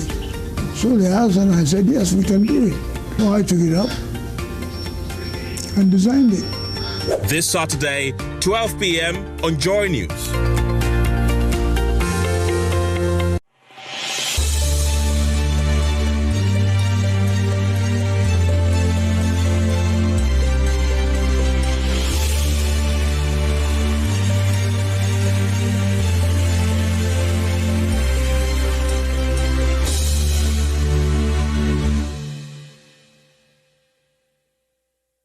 Welcome to another edition of Sages. And today we're blessed and fortunate to be with Professor Owusu-Addo. And for your information, Prof will be 97 years old come the 30th of May. He has graciously welcomed us into his beautiful home, and we're here to engage with him, to learn from him, and also benefit from all that he's been able to do for this nation called Ghana. Welcome, Prof. Thanks very much for your time. You're welcome. And how are you doing? Fine, thank you. So, in your 97th year of life on earth, you now become our most senior sage in terms of age. So I say congratulations to you. Thank you. What is it like to have watched almost a century go by as a witness and an active participant, maybe even as a shaper? Well, it's been interesting, exciting. Sometimes it's great to remember happenings of the past. Sometimes it's very sad to remember. But by and large, it's been very exciting to live through these years. What are some of the exciting times you can share with us? And if you don't mind, add a bit of the sad moments as well. Yeah, exciting, you know, I mean, when I never expected to go abroad, and within 1 month, 2 months, I had won a scholarship in 1952 and was on my way to UK by MV Accra by boat, and I had never sailed in a canoe even for half a mile, and to be on the boat for 12 days. That's beautiful. Was most exciting. But again, you know, how have you kept the world decipherable with many of your friends gone and with all the technological and the social changes in the world? How have you been able to cope? Well, I kept busy. I mean, apart from, or in addition to my work at the university, I played golf a lot. And I did quite a bit of Freemasonry and then church. So I got busy most of the time. Let's go back to the beginning.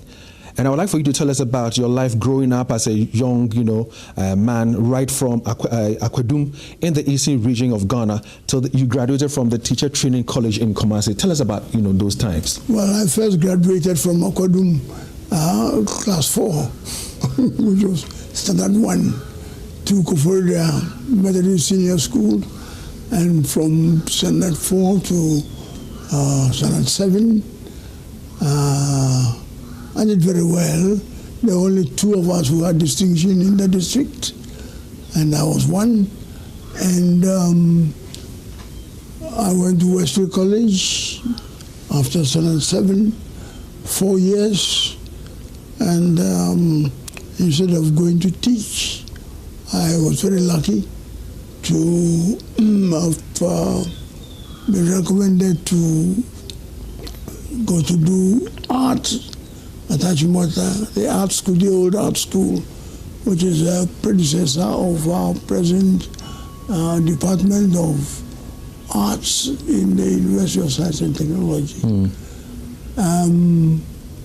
After that, I went to work. I was given my first station at Bechum, St. Joseph's Training College. And while there, I found that I had passed the matriculation examination, which I set in January. That is immediately after my arts course in 1950. And when I passed that, it meant it had opened the gate. In those days, you had to pass a London matriculation examination before you could do any tertiary, attend any tertiary institution. And when I passed this examination, it meant the way was open. Now we were sharing facilities with University College of the Gold Coast at the time, and so you can imagine my excitement. I wanted to do history, but when I said I would like to do a university course in which I could use my skill in art. A friend suggested that he knew somebody in London while he was studying who was at London University, and there was a lot of drawing. This man did a lot of drawing as part of the course. So I asked him what course was it, and he said architecture. I said, well, I've heard of that in the history of art lessons. So I started thinking very hard about it. I was in the bush there and I couldn't find any body to help me. Fortunately, about 3 months later, I was transferred to Kumasi College of Technology, and I got to know what architecture was about. We'll talk more about the architecture bit, but I'm impressed. For somebody who is 97 years old, your memory is indeed impeccable. Your memory is indeed sharp, and I'm glad to be with you this very day, having this beautiful conversation with you. Now, again, you've lived through epoch, making events, especially the post-1945 World War II intensification of the independence struggles of the African people. What would you say are your major, reflections or recollections of the independence era? Well, I remember very well when I was at the art school, and we shared facilities with the University College of the Gold Coast. The Big Six, as we knew them, we know them today, used to come to give us lectures on political lectures on politics of independence. And I remember all 6 of them, actually the 7 sat at the table. The 7th one was President Akufo-Addo's wife. That is, what was her name? The immediate past Rebecca? president. Immediate past president's mother. Okay. That was lawyer Akufo-Addo's wife. Mm. Yeah. I see. So they gave us lectures, and they opened the way for us to know more about what the Gold Coasters were doing about winning independence from the British. I'm sure that it was exciting for you as a young man at the time. Most exciting. So tell us, what were your expectations and hopes for the imaginations as a young man? What were your expectations? We're fighting for independence and all that. What were your expectations? Well, we had very high expectations. I mean, just the name, Dr. Danko has given us the name Ghana through his research. And to think of Ghana Air Force, Ghana Army, just Ghana, anything that the wide world had. We never had those in the colonial days. Everything was British, British, British. Now for the first time we're going to have Ghana this, Ghana that, Ghana Airways. It was just exciting. Having said that, I'd like then to ask you, how do you feel decades after that our expectations, the hopes that you envisaged we will get or derive from our independence, how do you feel knowing very well that we have not really achieved them as a country and as a continent? Very, very, very sad indeed. Very sad. I came home in 1915, what was it? 59. And things at Kingsway, my colleagues from the British colleagues, architects, bought things here from Kingsway to take to London because they were cheaper. Merchandise was cheaper in the Gold Coast or in the early Ghana than they were in the UK. Things were so easy, and the excitement, there was no bounds to our imaginations. So looking at where we are right now, Prof, what should we do differently now that will make it better for us?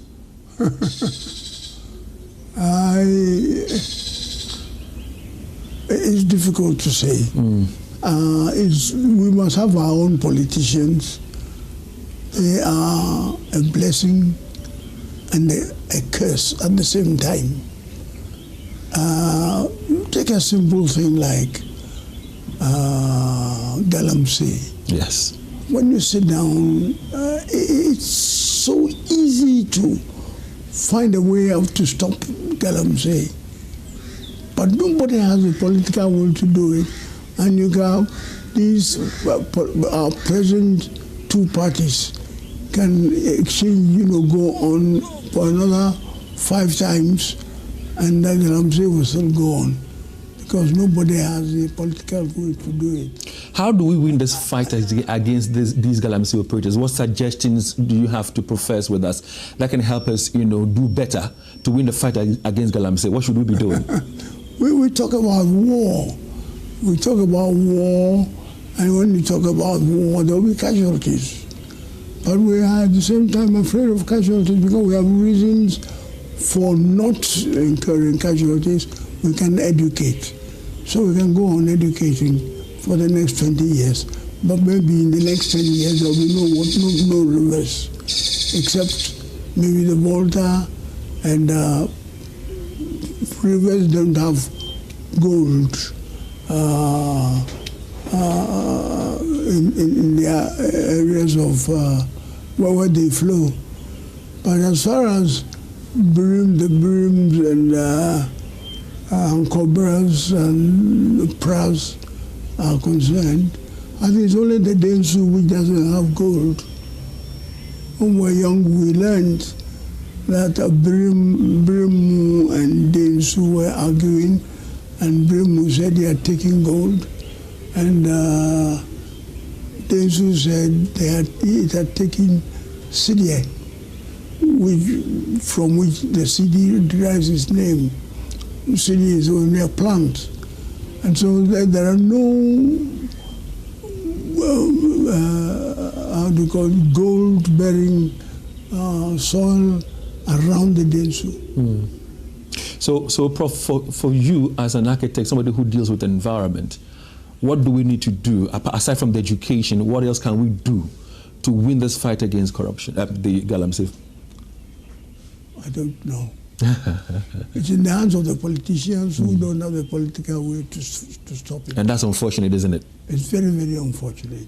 And we'll get up, they will get up, maybe the next 10, 20 years, and find the river beds have all dried up. So, Prof, at this point in time, I'd like to know from you, what drew you to architecture in the first place? A profession where, you became an influential pioneer in this part of our world. What drew you into architecture?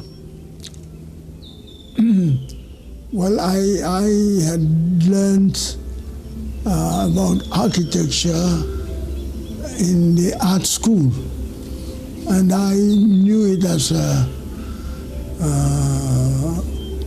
art history subject, but had no idea it was a profession, a modern profession. And so when I got the chance, I mentioned my friends mentioning this when I passed my matriculation examination. So when I got the chance, I applied. I went to an interview. I was invited an open interview in the Gold Coast, and I was successful.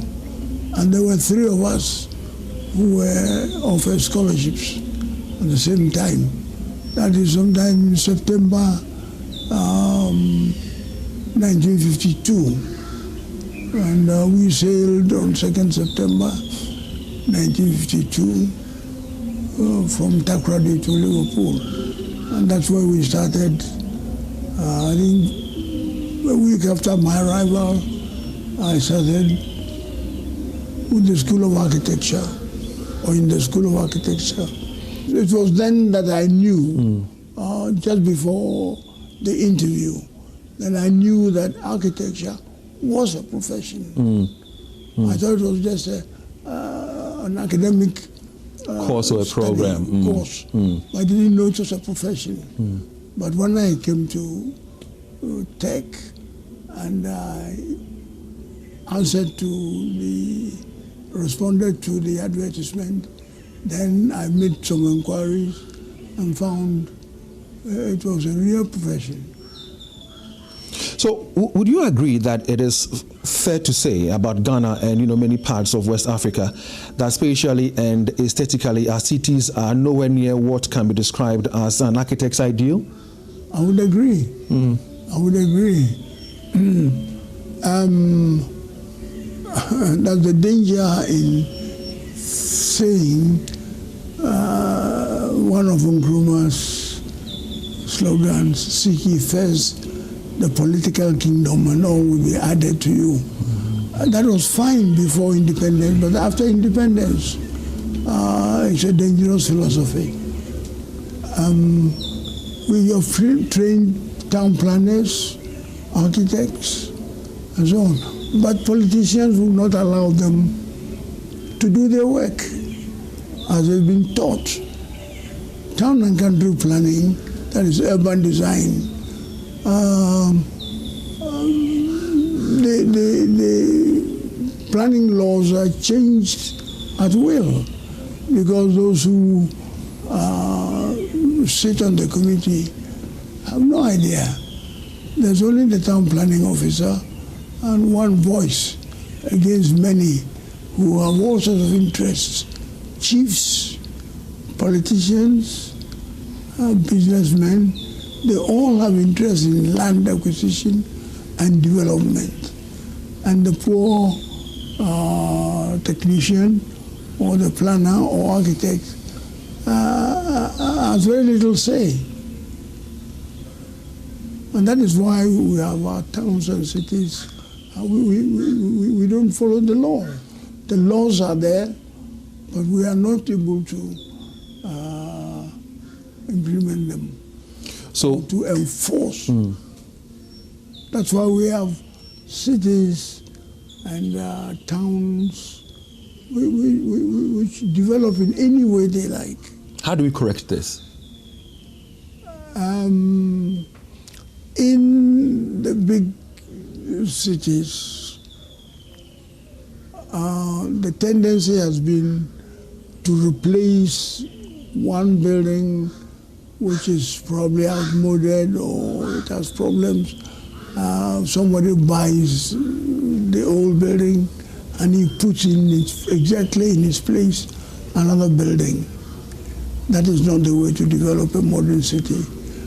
You should have about 10 or 20 such buildings in a big area and get a developer and they get the bankers to back them, and you give the architect and the planner and the engineers an opportunity to redesign the whole place, pedestrian movements, walks, walkways, shops, and so on. And that is how modern cities are developed, and not by piecemeal. That is just replacing individual buildings with old buildings, with new buildings. You'll never develop the city that way. And unfortunately, even there are times when we even develop the pavements is taken over by traders and hawkers. Traders and hawkers, they are quite unusual. But because the place has not been properly designed, because if you have taken about 20 buildings, pulled them down, and you're doing a development, a proper development for a city, you will take care of the pedestrians, take care of the traders, those who build restaurants, and so you go to Johannesburg in South Africa here, or you go to Kenya, and you see in Samata, in big trees, on the big trees, you've got restaurants, big pavements, very wide pavements, which serve as restaurants, and so on. And this is how you develop a city. Okay. Prof, it seems we're doing a lot of things in a very haphazard manner. Planning and construction, per your work as an architect, which one should come first? Planning, then the architect will put in the structures, and then the construction contractor will also build. You see, when you have good planning, it means you're going to put in roads, you're going to put in electrical cables, you're going to put in drainage. You see that? Then you have a site. You put your building there. You know where to tap electricity from. You know where to drain. In fact, if you plan properly, you don't need to have septic tank to every house.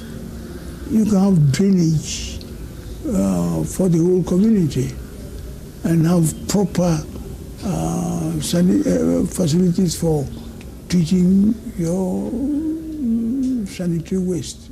Unfortunately, in this part of the world, Ghana, we are putting construction ahead of development. Everything. What are the effects of that on us? Well, it's going to be very expensive to correct. As I said, every house seems to have a septic tank. If you don't have a septic tank, you can't have water closets. And what happens is, in parts of Accra, particularly Osu, the soil cannot absorb the effluent. So you have, how do you call it? These vehicles siphoning off sewage every now and again, because if you have good soil, the soil will absorb a lot of the effluent. But if you don't have, the septic tanks fill up and they have to be siphoned off regularly. Again, the rains are here. And then where does he send it? In Accra, they have the Lavender Hill. Yeah. Now I think they've stopped it. I don't know where they take it. In the civilized, in the developed countries, they have sewage treatment plants. In fact, Achimota was probably the first to have this in Ghana, on the Gold Coast. Achimota College, they have proper sewage treatment plants. Here at Kumasi, we had one from City Hotel to somewhere in Asuka, where we had the treatment plant. In the university, we have somewhere where we have a treatment plant. Unless you have these, every house is going to have a septic tank. And sooner or later, the place will be full of septic tanks. Which, of course, we're witnessing right now. And Prof, the rains have already set in. Looking at the way we have done our construction ahead of development, is that why we're having flood issues? Yeah, we will have flood issues. Even if we haven't built on waterways, the kind of rain we have in the tropics is such that it isn't what falls within 3 months or 6 months or within the rainy season.